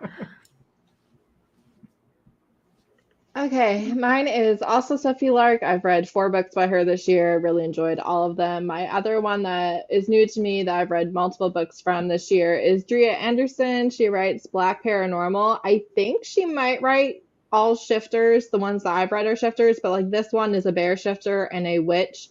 They are low conflict, low angst, funny. You might have some content warnings, but it's not going to be anything like super graphic or difficult. And her main character and love interest are going to treat each other really well. So you're not going to have a lot of internal conflict or anything like that. It's just really lighthearted paranormal shifters, and it's steamy too, and I really like it. Hey. I had a really hard time choosing an author for this because I've been reading a lot of things by people I've already read books by in the past. So like, I guess she's my favorite new author. I don't know for now, but I really did like her book. So I will say Jessica Clare, who's also known as Jill Miles. I read her book, Go Hex Yourself. We actually got an arc for this when we read it for the podcast, and I had so much fun. But I really liked her writing style where like I like that she's really good at building an urban fantasy kind of world, but also really good at the romance aspect as well, because I find sometimes it's hard to balance the two. So I haven't read anything else by her yet or anything under her other pen name, Jill Miles, but I think one of her bigger series under that name is the Succubus Diaries. So someone told me about that and I was like, oh, okay, I'm going to check that out. So that's on my list for later. But yeah, I really enjoyed her. I thought she was fun, some good banter, some nice urban fantasy moments. And yeah, I would recommend her. It's such a cute cover. I need to read that one. It's really cute. I think you would like it. Yeah. Okay, I think my favorite, I actually do have to go with Kay Webster again, because like I've actually reread these maybe 3 times, and I read this trilogy on April 2nd, and since then I've reread it 3 times. Damn. It really moved me. I'm not the same reader I was before. That's all I'm gonna say. Yeah, I'm gonna go with that. Like I was gifted the first one, but it was free on like Amazon, and then the second one, third one, I paid like the $4.99 for. Then I went and bought the physical. So, Wow. Yeah. Okay. Kay got me. She got me with this. Well, I'm gonna have to read that. Change you as a reader. This one I found kind of hard too, a newest fictional crush, because honestly, if I like a romance, it's everybody. So it's like every romance I read. But I'll say, even though I didn't completely love the book, I still enjoyed it. Delilah Green from Delilah Green Doesn't Care would be a new fictional crush. But then also just everybody. Denver, I think is his name, from Maybe Next Time by Cressida. Is that it? I love Next him Time by so Cressida. He's much. so good. I know. It's like, oh yes, I love him. Especially because the actor I envisioned him as, I'm just like, there. But just literally everybody. Max from The Worst Best Man, Wes from Fastest Way to Fall. Literally, like if I'm invested in the romance, and it's probably I love them. So everybody. I'm gonna go with all of the Lost Boys in The Never King as a default for like all my boy ones, and then I feel like also Delilah Green, like she also falls in like my favorite new characters because like she was just delightful, just so fun. Yeah, those are mine. Yeah. It's also hard because like same. I like love everybody in my romance. Yeah. So I'm never like this one specific person. I'm always like all of them. I want to date all of them. Yeah. Because even like, what was her name? Claire in Delilah Green? A baddie. So just in my mind, I mean, I think the cover, I was like, oh, they're already cute. And then reading it, I'm like, oh yes. Delilah. Those tattoos. Woo. So, I had trouble with this one as well because I don't have that connection to romance books. I guess I'm more voyeuristic and enjoying seeing the two people fall in love, or however many people are involved in it. But I went with, I know this has been a hot topic this show, but I went with Karina from Dating Dr. Dill, even though that book did have its issues, and I definitely think Prem did not deserve her at all. But no. but, I loved her as a person. She was great, and just the fact that you never had to guess if she was lying to you about anything. Like just straight shooter, unapologetic about it. Just love that. Aaron, was it the sweater vest? Is that what did the it? swetter vest too? Yeah. I have to. Yeah, I was gonna say it has to be the sweater vest, right? That's what did right. it. Yeah. Yeah. My spouse put one on the other day, and I was like, "Oh, good guy." The sweater vest in that book that cracked me up. I was like, she's very dedicated to these. Yeah. Anywhere. She was like, oh, let me put on my sweater vest. I'm like, all right. She's invested. Yeah, it's funny. Mine is, I forget his name, Drayvon, maybe, from Tentacle by Alexandria House. He's an NBA player, and you have a single mom who is his Uber Eats delivery for like his cousin, and things just happen. Things happen. So then he's like very, very invested in like her and her baby, and he just like visits them at the hospital. Then he gets her a car seat. Then he gets her a car. Then he gets her all the baby stuff. Then he's like, I think you should live in this new, really expensive apartment. And then I think you should just move into my really big house. And I just want to take care of you. And I was like, yeah, okay.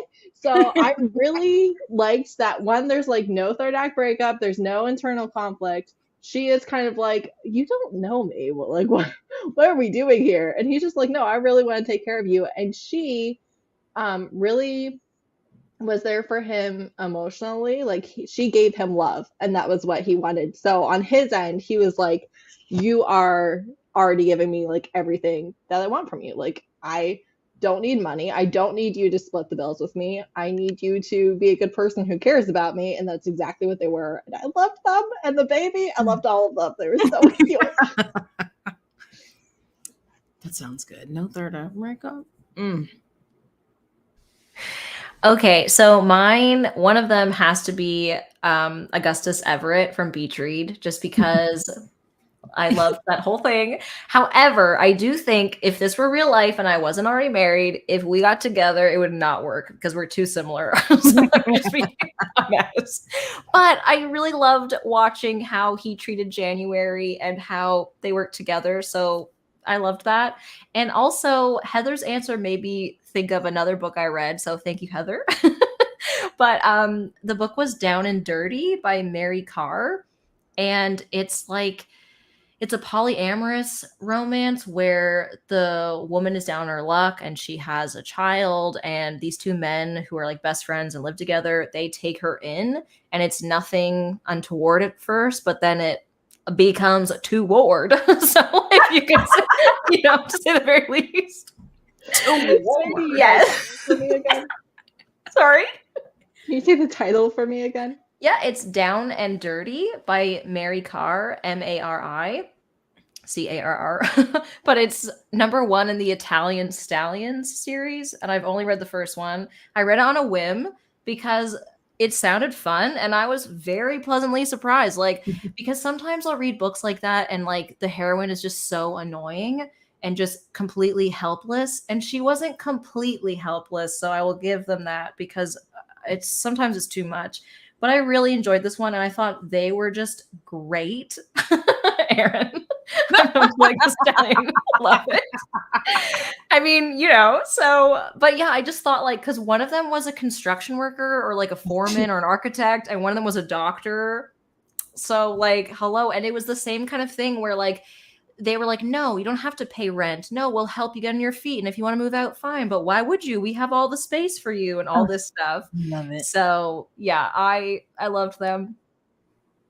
I love when you said toward. Toward? Yeah. Oh, and their names are Tony and Reese. So I loved them. That sounds cute.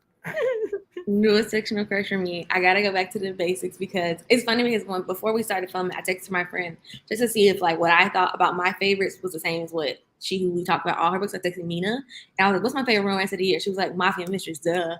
And I was like, "Okay, just making sure." So definitely Fausto, Paparino. Like, oh, he's all the things I love in a man. He's unhinged.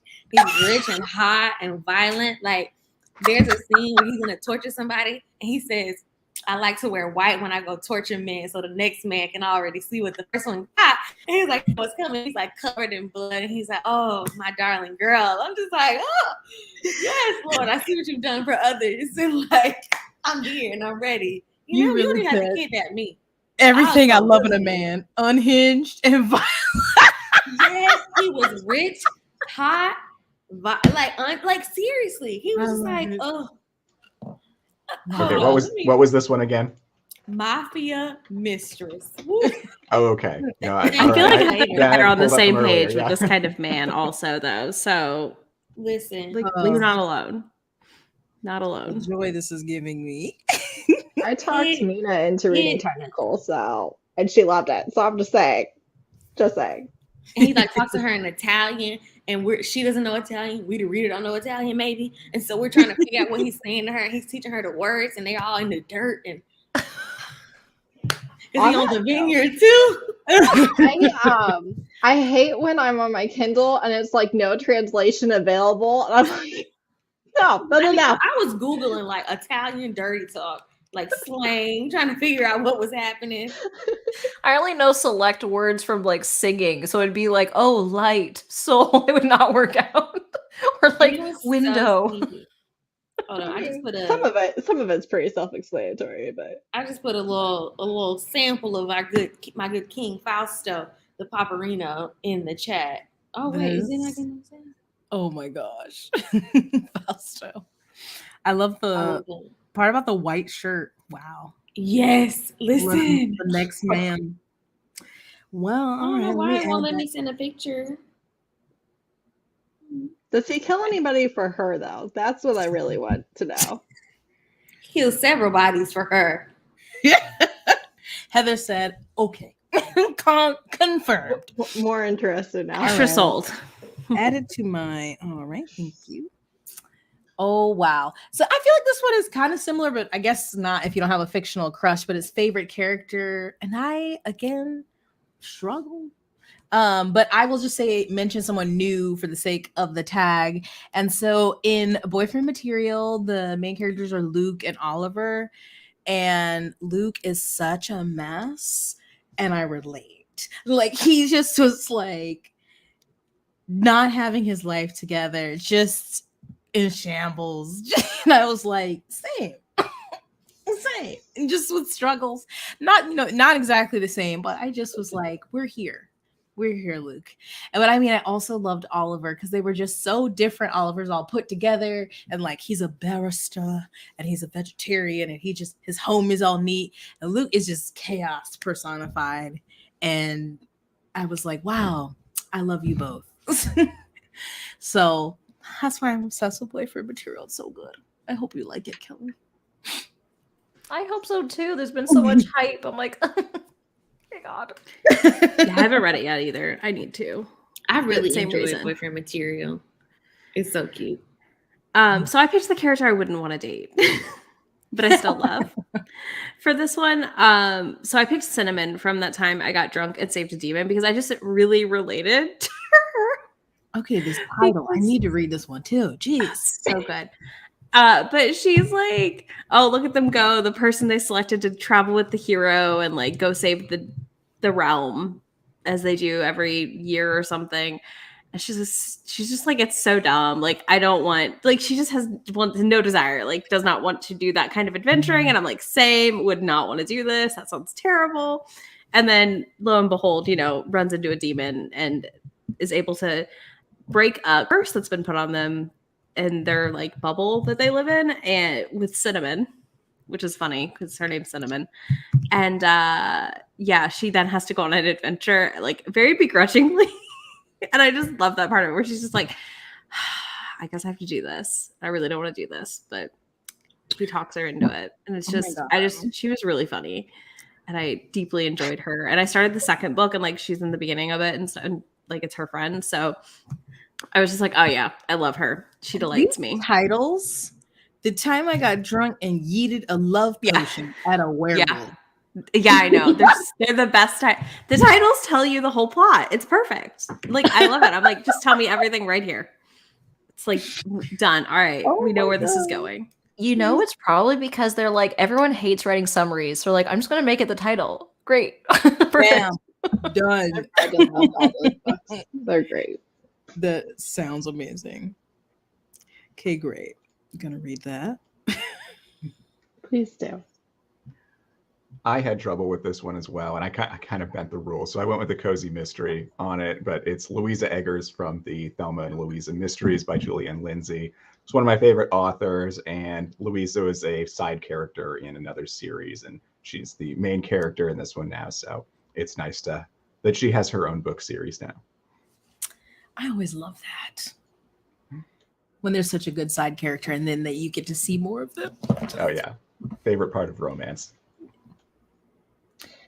Mine is Winnie from The Never King and The Dark One, which is the series that Izzy has mentioned a couple different times. I really like this because, like she said, it's Peter Pan retelling and they kidnap her on her 18th birthday. And she's been afraid of losing her mind her entire life because all of the darling women just have a broken mind after their 18th birthday. Mom has been telling her whole life that Peter Pan is coming to get her, and she's like, you're crazy. That's not it. And then Peter Pan gets her and she's like, okay, so this is what happens, that everyone loses their mind. Like, I'm terrified. However, she was partially raised by a prostitute, and her nickname is Winnie the Whore. And she is very comfortable using her body to get what she wants. Like, she's okay with it. She doesn't care. So the fact that she immediately tries to seduce and sleep with all these very powerful magical creatures, men, while barely being 18, it actually made sense. Like, we were not seeing a virgin who had never seen a naked person before that was suddenly like, you know what? I'll sleep with everybody. I really liked that, like, her character knew what she wanted to do, and she knew she did not want to lose her mind, and she wanted to survive this, and she was very comfortable doing whatever it took to do that. I really like her a lot. That's an interesting nickname. Winnie the Whore. I was like, okay. Hey, to each their own. Yeah. Again, my answer is kind of lining up with Heather's. This for me was like, I knew right away who my favorite character was. Her name is Akira Mori, and I think that's how you say it. And she's from Alicia Ray's A Gentleman in the Street.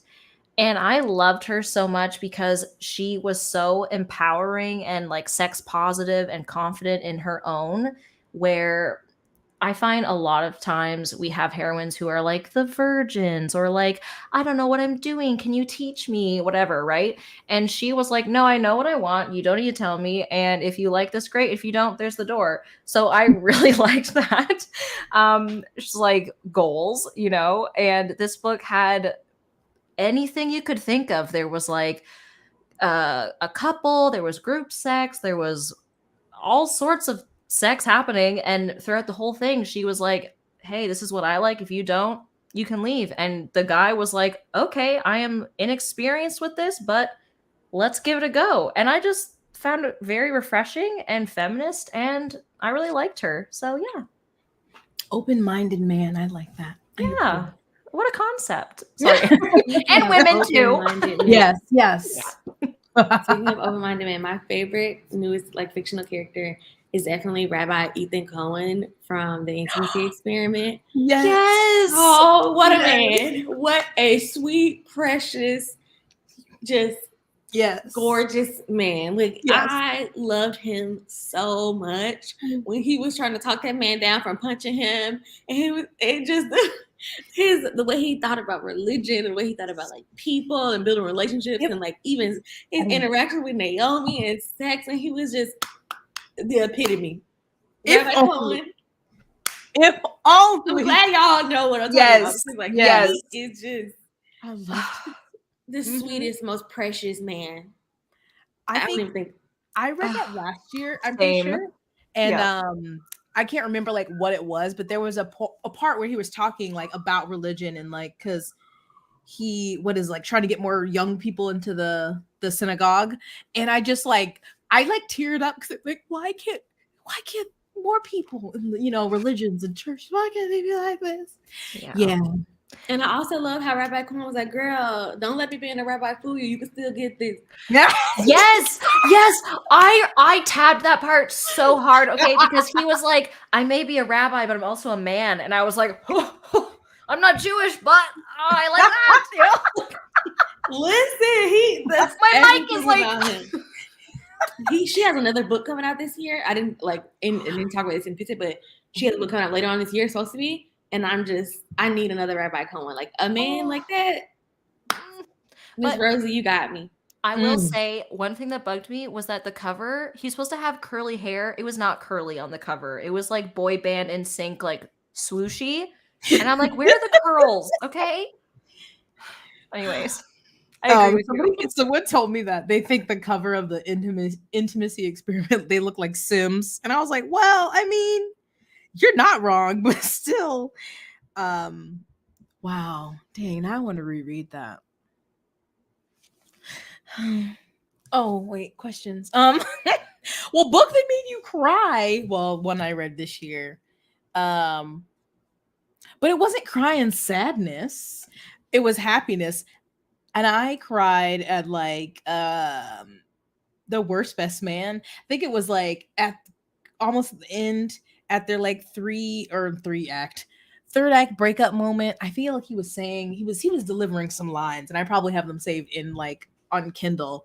But I think he said something like don't make me let you go or something. I was just like, excuse me, please don't leave, don't break up. I was in my feelings. I don't know, could have been on my period, I don't know, not confirmed, but I did have moist eyeballs while reading that one. Yes, I did. I don't cry at a lot of books, so we're going with the one that got me like teary-eyed, and that's again by J.L. Seegers. This is her like second book. Her first book's very long, so I read this before I wanted to try her first one, and this is a marriage redemption novel.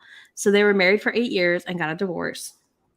I do want to give a quick content note. A lot of the plot centers around discussions of IVF happening and failed not miscarriages happening, but like failed IVF rounds.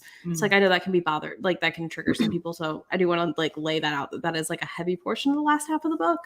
But it centers around that, and they're going on a vacation to Tulum because their siblings are getting married to each other. So he has a brother and she has a sister, and they're engaged and getting married, and they end up on the same flight. She's like trying to avoid him at the airport. He upgrades her seat, so she is next to him in first class, and he is like, no, we were together for 8 years. We were like childhood friends. crushes sweetheart situation. And then it just like fell apart after 8 years because of miscommunication, basically, but miscommunication that made sense. And it just like, we don't get a lot of good like second chance or marriage in trouble novels like this, and or it's a novella, but yeah, like, and I don't know, it was so good. And his name was Jackson, and he was just ready to tear the world down to get Amina back. And I was like, yes, more of this. Yes.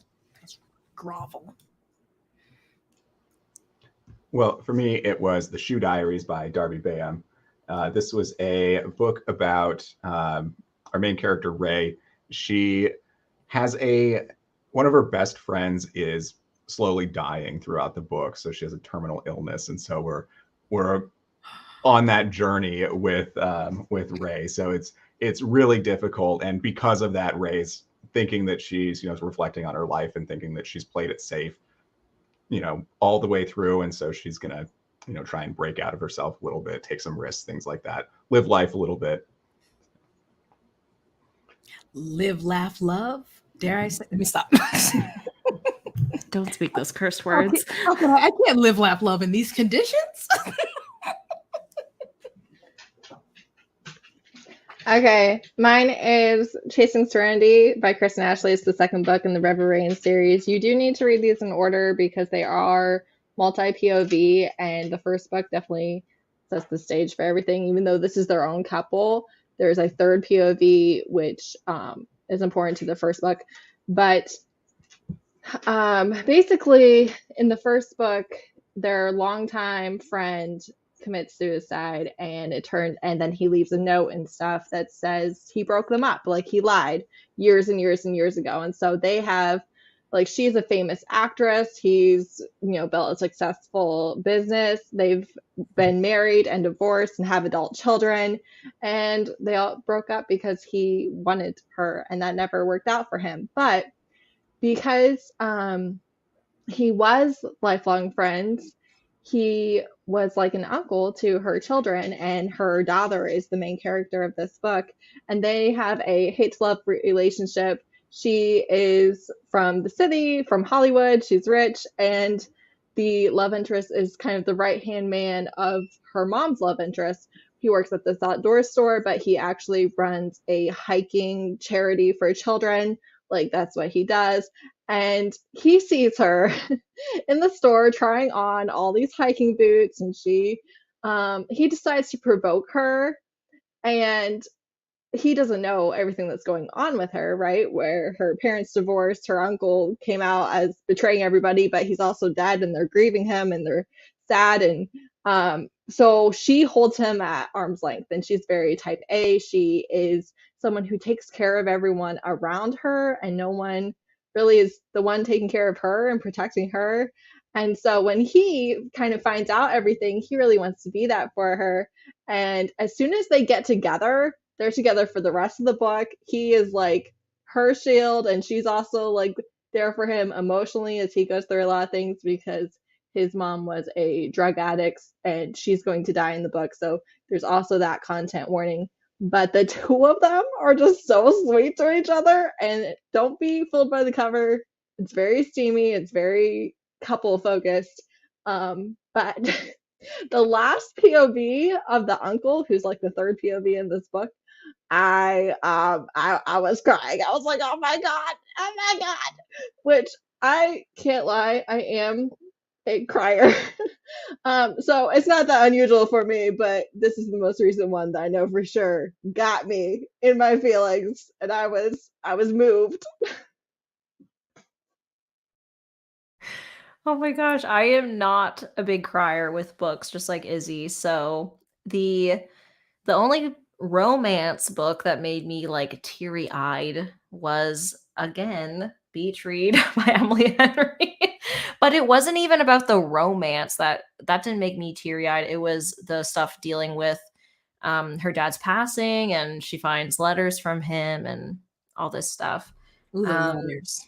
Yes, and it was just so it was moving. It was. So I got teary-eyed. The only book that made me cry this year was The Goldfinch by Donna Tartt, and that was on the whole other end of the spectrum. It was like doom gloom, sort of hopeful, but not really. So that was the type of book where at the end I was like, I need a hug. And I went to my husband and got a hug. But I don't normally cry. So beach read would be the closest, but it was more like, oh, this is so sweet and tender, and oh, dads and daughters and all that. The best, So yeah. Man, no book crawling. It was just like a certain type of book to make me cry. But just like I said with the last one, the intimate definitely. Your sound was like messed up, but you're good now. Okay, is it good now? I can hear you now. Yeah. You're like far away. Mm-hmm. Let me see.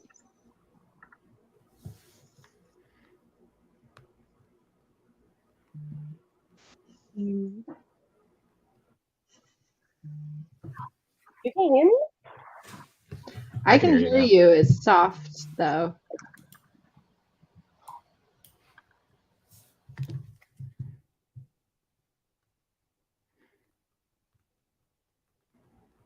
StreamYard being so rude. I know. Let's see. Can you hear me now? That's better. But yeah, it's like you're far away. It's weird. Or like muffled. I don't know.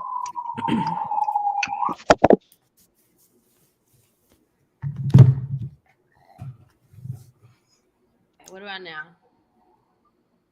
Okay, I disconnected from my headphones. We'll go with that. The intimacy experiment also made me cry. It made me so soft and like a jelly donut. I was like crumpling in myself as I was reading it. When he got put out of the church. Relatable. When he got put out of the church, when Naomi was like, he's too good for me. And yeah. Wow. Why don't I own that? I need to get that. Right. I read it from the library and I need to get myself a copy because that was in the inbox. Yeah, I gotta get me that. Woo, you're bringing back feelings. Oh, a goodie. Woo. Well, happiness, a book that made you happy. Again, I say a lot of these, but I feel like we'll write down as my answer. Like boyfriend material, I had a lot of fun with. Like I had moments where I was like literally LOLing in boyfriend material, but also in Fastest Way to Fall. I feel like all of the ones I've read have been real funny.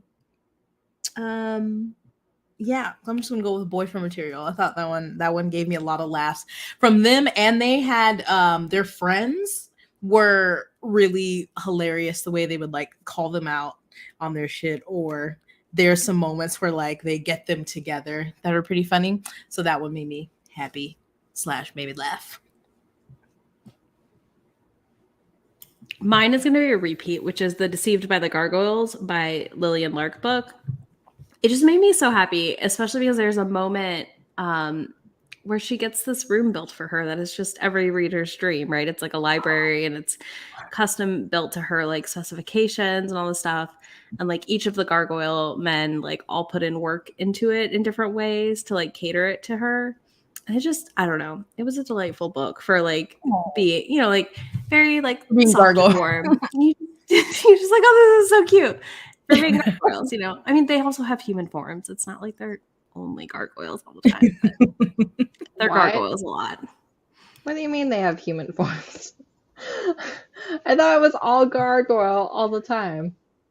I thought we were getting... No, they have like things that let them go out in the world, not as a gargoyle. What? To not scare the general public.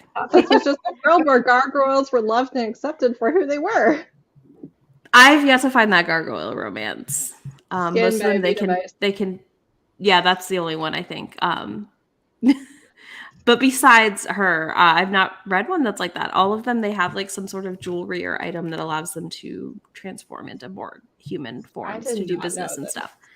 Well, I think it's so they can on my TBR. enter buildings, I feel like, and things like that. You're being stuck down. I mean, I don't know what that's like. I'm too short for that struggle, but that's my assumption. God.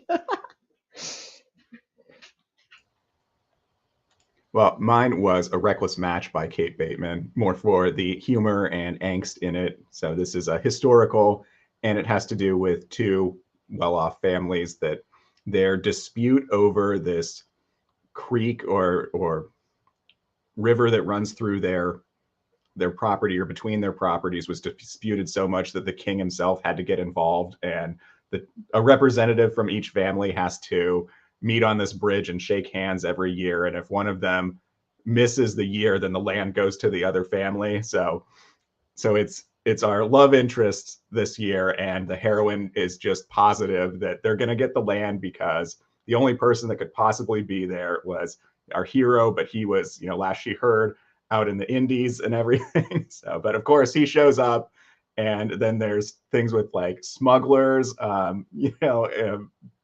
transporting stuff in tunnels underneath both of their land. And so they go on this whole adventure to like track them down and trap them. And it's just rivals to lovers angst all the way through. And it's so much fun. What was the title of that one? A Reckless Match by Kate Bateman. I feel like that rule would just make hijinks ensue at all times. You know what I mean? Yeah, right. Like, who decided this? I wrote that one down. Got it.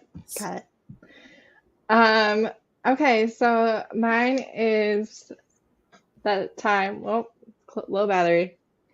That time I got drunk and needed a love potion werewolf, Bitches Mean Mishaps #2 by Kimberly Lemming. This is a really funny fantasy world. It's steamy, it's diverse, it's sweet. You're going to have cinnamon roll demons who love the main characters. I mean, will they also kind of play the bad guy in order to make sure that they spend time with them? Yes, but they're actually complete cinnamon rolls. I love this world. I've read all of them. I am reading them all literally the second that they come out and really enjoying them. This one, there's this really annoying guy who is trying to get her land by marrying her. And so he gives her a love potion. She is so sick of him that she throws it at his head. He ducks and it hits the werewolf behind him. The werewolf imprints and knows that's his mate. But she's like, no, it's the love potion. And he's like, no, I can feel the love potion. This is it. But the love potion is making him a little more erratic and not in control as he would be with just the mate connection. And she has an entire shelf of shifter romance novels. And so her friend is like, I feel like this is meant to be for you. And there's an accidental magic scene where tentacles happen. So that was a fun steamy scene, and it's great. I highly recommend the entire series. It makes me very happy. That just came up in my Goodreads as like an ad or whatever. And yeah, hearing everyone talk about this, I'm like, wait a sec. Good. Kimberly Lemming I cannot recommend enough. I'm with Heather. Like, you can't go wrong. Yeah. I feel like if you really dislike modern language in your fantasies, like if you want high fantasy, this isn't what that is. This is written for the idea that you know what she's saying, Yeah. Okay. But also, the werewolf is lactose intolerant, but he will do anything for his mate, and she runs a cheese shop, and so that she doesn't know. The first thing she does is offer him a grilled cheese. She eats because he loves her and will do anything for her. Oh my god. For me. Oh my gosh. Okay, added that on my list. I feel like most of the books I read make me happy because then why am I reading it? But I did just finish Crave by Tracy Wolf, and that did not make me happy. So, but so I digress. The book I'm choosing to talk about right now is Go Hex Yourself by Jessica Clare, which I already brought up earlier. This one I had so much fun with, from our main couple to her friends, the hero's aunt. She is like she just has to be in everyone's business. And normally I would be like, oh my gosh, like, stop it. You're causing too much drama. But it was good. It was lighthearted fun. And she just, she's one of those older ladies who don't have anything else to do. So she just got into everyone's business.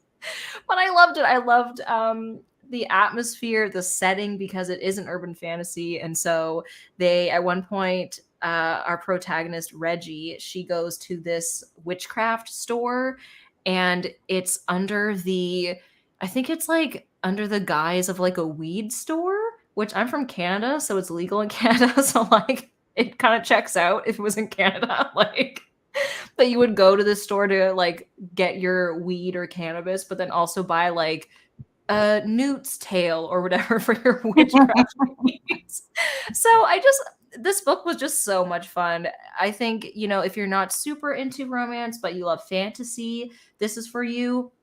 Or you love romance, but you want a little fantasy in there, but you don't want to go like epic high fantasy, this is for you. So that one made me really happy. The perfect segue from if you like fantasy and you want a little romance and you want a book that's going to make you happy. I'm listening. Oh, I need to read. I need to read that. I literally just saw that it got picked up by Tor. Yes, I'm reprinted. So I'm so happy for him. This is like a Cinderella story because he wrote this during NaNoWriMo after having so many like failed like writing projects, and he was like, okay, I want to maybe I just need to try something smaller. And his smaller thing is the one that got picked up in the UK and the US. Is being republished, got a 2-book deal. He had already done the audiobook. They're keeping the cover. Like, it's universally loved. This is the most precious book.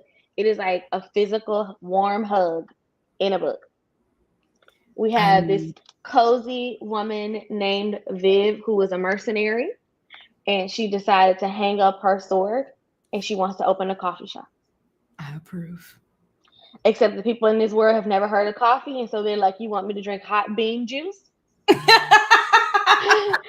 And then she has a latte, so they're like, hot bean juice with milk? And then there's this little character, Thimble. He's like Ratatouille, and he makes baked goods. Oh my God. It is the most precious thing. Like, the most high stakes element is like, you're like, wow, Viv is spending a lot of money getting this coffee shop off the ground. You know, new business owners, you got to be careful with your investments, girl. You're not a mercenary anymore. You can't go kill people for some more money. And then there's even a conflict that's solved with baked goods. This book, I read this in one sitting. It literally says high fantasy and low stakes. It is so precious. And there's like a little sapphic romance between our orc and our little succubi. Bean juice. Okay. I know. I work at Starbucks. I've never heard that. That is Let me go ahead and break my TBR. I love that. This is the most precious book. Like, I'm seeing that everywhere. You're like the third person to recommend that to me. I'm like, I know, I need to read it. Oh my gosh. Okay. I've heard nothing but good things. Except for that one person who like returned it and reviewed it and was like, I was not expecting 2 women. And the other was like, what's covered? What? That was pretty obvious, but okay. Oh I just love it being called like cozy fantasy. I'm like, I need more in the cozy fantasy genre. That is like perfectly what I want to read. But also not the fact that it's like, I wasn't expecting an orc and a succubi. The fact that it's 2 female mythological or fantastical. I'm pretty sure like zoomed in on the cover and you can like see the tail on the orcs. You can see the succubi's tail on the orc's arm. Yeah, and they were like, I don't know. I thought I spelled it out for you, but okay. And, you know, orcs are really violent. So she's really big, a lot bigger than everyone in the world. And so they're like, she's like, I'm a nice lady. Don't let my old profession fool you. Oh my God. It is so precious. Like, dare I go read that tonight? I think you should. Like, here's the menu. They have a little chalk menu, and it says coffee, exotic aroma and rich, full body. Latte, a sophisticated creamy variation. Cinnamon roll, heavenly frosted cinnamon pastry. Thimblets, crunchy nut and fruit delicacies. Finer taste for the working gent and lady. That's their little menu. All right, wrap it up. I'm about to go read this book right now. It's so good. It's so precious. Like, you have to read it right now. Oh, well, yeah. It's on Kindle Unlimited, right? Mm-hmm. Currently, yeah. Okay. I just got it. Okay, I'm gonna have to let me go ahead and. I have to do it now because you know it's getting picked up. So he's like, I already pre-ordered it like before it came out. I just need to read it actually. I just like clicked on it and realized that it's the author of Unsold that you've been like raving about also. yes. I did not realize it was the same author. The author of this is the narrator of that series. So his profession, he's an audiobook narrator. Multi-talented. Okay. Oh. Rude. Okay. God. It's so good. It's so precious. You're just gonna want to you're gonna want a cinnamon roll and some coffee and a latte when you finish. You're gonna be like, yeah. I have my reading plan for this book then. Okay, I'm excited about that. So last two questions. One is most beautiful book you've bought or received this year so far. I don't buy a lot of romance books unless I've like read it and loved it. So, but I got two from my wish list. So they're really the only ones that I got this year. But one was It Happened Last Summer. I mean, it's not, or It Happened One Summer. It's not some super. It's just cute, but that one, and then I got In a Holidays for Christina Lauren, which is just another simple one. But yeah, I don't buy a lot of romance books, so I have these. I did not prepare for this one and actually bring my stuff downstairs. But the only thing I can think of is I bought the Kickstarter Katie Robert Wicked Villain set, which has like these beautiful illustrated covers for all of the books. They're also available to purchase, like just regular. Those are pretty. But I did buy that. You already got those? Yeah. Ooh, okay. They're upstairs in my library and I'm downstairs. I realized like as we got to the question, I was like, crap, you didn't bring That's that my down. life. If it's upstairs, I'm like, I can't. I'm not. Yeah, and that's the thing. I'm sorry, but I'm not. You can Google them, but they're stunning, and that's probably the prettiest thing I bought this year. And like, they just look so good. Well, I don't buy a lot of books either, and I don't buy hardbacks really ever, unless it's at a sale or something. But Madame Laquette did send me her latest book, which is One Night Expectations, and I just love this cover with the scenery, the clothes, everything. It's just so lovely. That's super beautiful. Yes. My dogs are deciding they're interested in something, so I was hoping they weren't gonna bark. I always interpret this as a book that I read because I don't really buy very many books, or I buy the ebook or whatever. But I did pre-order like last year when I saw the cover, The Dragon's Bride by Katie Robert, which is my favorite cover currently. Like, completely. Have I read it? No. It's already available on Kindle Unlimited because it's been out for so long. Yes. But it's a dragon demon with two peens, which I mean, I'm told there's no DP for all of that. No. There's not. Yeah, it was disappointing. I mean, they got the tail involved, but yeah, you didn't get what you were waiting for. Yeah, like because there. I feel like I think it was too big for that, possibly. The size difference wouldn't make it safe. And I think she only writes safe sex. Like she doesn't bend rules. But she's with a dragon. And why did you bring up the double peen over and over if we never got it? I'm just saying. Doesn't matter because it's pretty. But I know there is content warnings for domestic abuse because that's why she made the deal with the demon in the first place, was to escape her marriage. And yeah, I loved Katie Roberts' Bloodline Vampire series where you get to see the demons a little bit as side characters. And so I'm very excited for it. We're just several months later. So excited. Get to it. Mine I have not bought yet, but I am going to because it's not available yet. But in August, it says August 15th, I guess, for subscribers. So I subscribed to Fairy Loot, and I already have the first book. And so now they're releasing the second book to match it. But it's The Ballad of Never After by Stephanie Garber.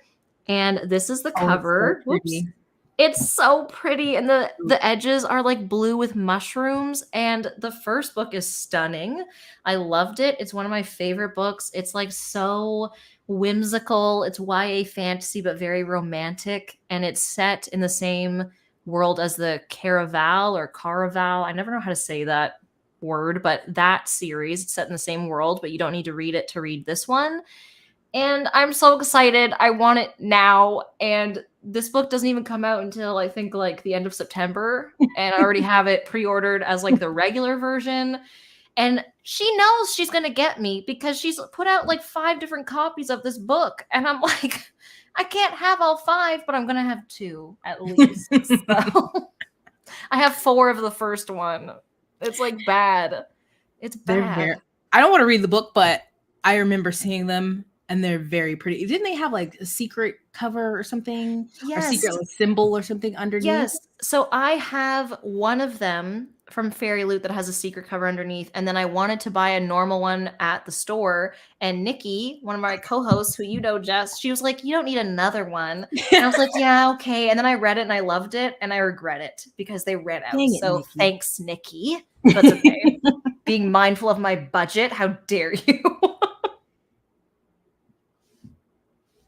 Absolutely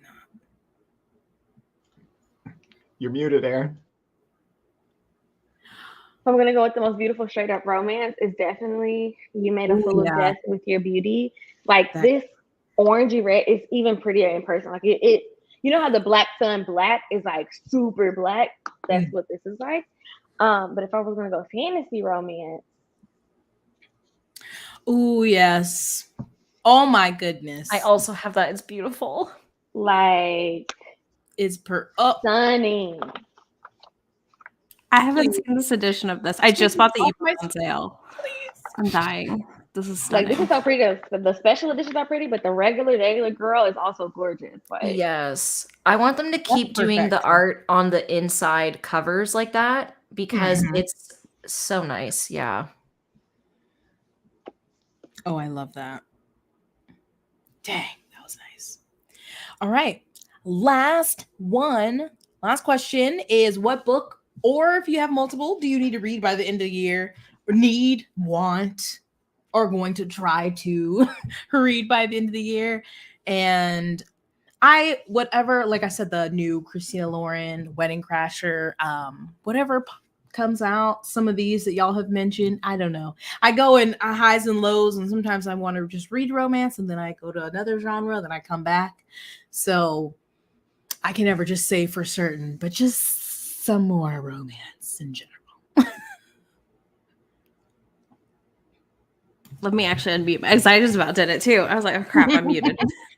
I really want to read some that we talked about here, which like Mafia Mistress is getting read ASAP. It has to be. I need it.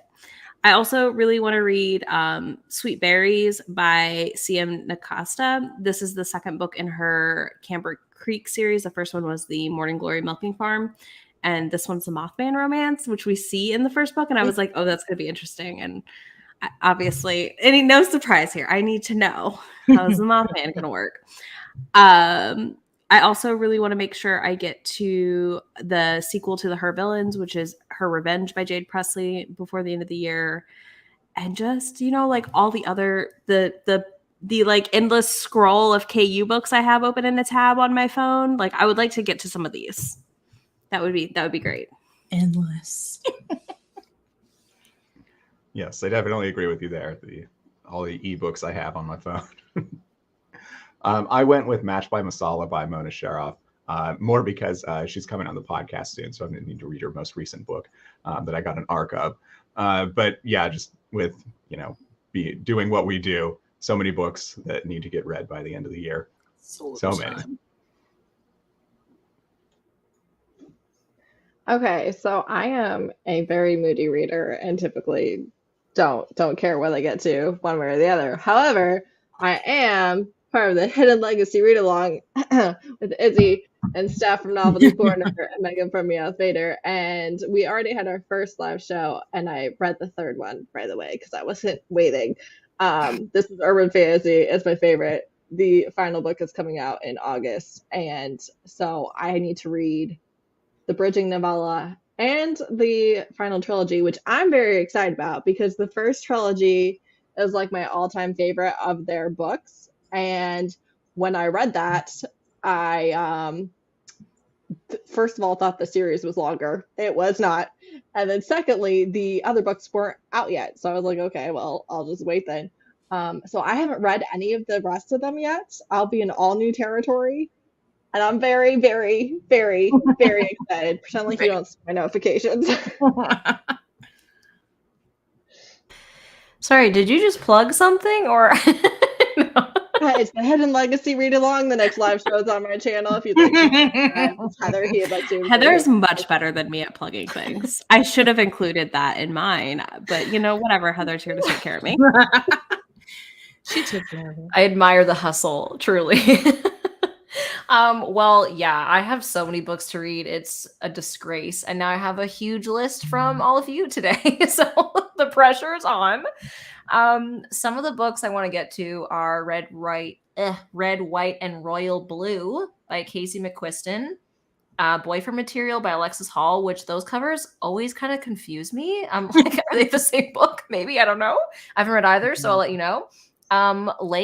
Sorry. No, they're not. Oh, okay. Good. Okay, good to know. I really want to read Lake's Edge by Lyndall Clipstone.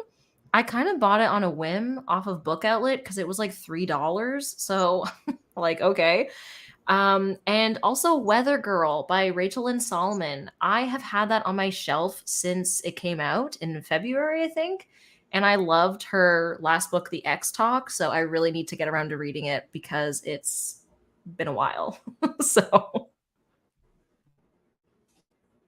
I have two right here that I picked up my physical TBR. The first one is Always Only You by Chloe Leaf. This one, the main character is autistic, but she also has arthritis, and I have arthritis. So I want to read an arthritis romance. But I started this one and I got 100 pages in, and the arthritis was real. And I was like, girl, you're making my knees hurt. So I had to put it down. Because I was like, ooh, it's a little too relatable in here. So I want to restart this one and finish that one. And in a similar vein, Real by Kennedy Ryan. Everyone says they cry at this book, and it is so good. Oh, yeah. It's so emotional. I need to read that. I want to read this one. More, Black love romances. So, and this is I have not heard a single bad thing about this book. I need to read that as well. Thanks a lot for reminding me. I don't want to read it because I know that I will learn sobbing. I mean, I haven't read my Kennedy Ryan of the year. I read one a year because she devastates me too much. And I love her and I love her writing and I've met her. She's amazing. But I'm like, I can only read one of your books a year. I like you a lot, but if she wasn't any good at it, then it wouldn't matter. Yeah. But she's very good at it, so it's a problem. And again, not a crier. Thus, I'm too much. One and done. I haven't read any Kennedy Ryan, and I'm ashamed, but I want to read that one too. When I'm ready to be in my feelings, maybe when I start back watching This Is Us, then I'll already be in the crying mood. Go ahead and read that. Oh man. Well, those were all the questions, which will be listed in the description of the mid-year freak out tag, which I can't. I'm sorry. I just cannot deal with it. Time is not real. And I just won't accept.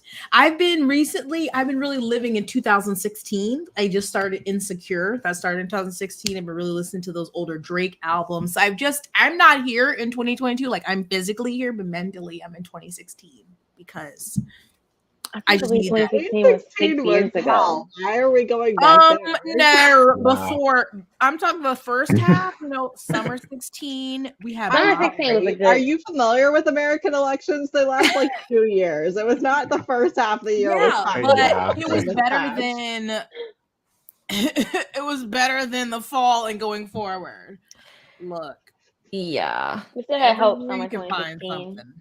I've been living in the 90s. I've been listening to soft 90s all year, and I'm just gonna stay there. Also great. But then sometimes I'm in the late 80s, early 90s when I'm watching Dairy Girls. So I'm just time hopping. Just don't want to be in 2022. But here we are. So if you want to answer any of these questions, leave in the comments. But there's lots more romance to be read. So thank you for joining us, and we'll see you in our next video. Bye. Bye. Do my little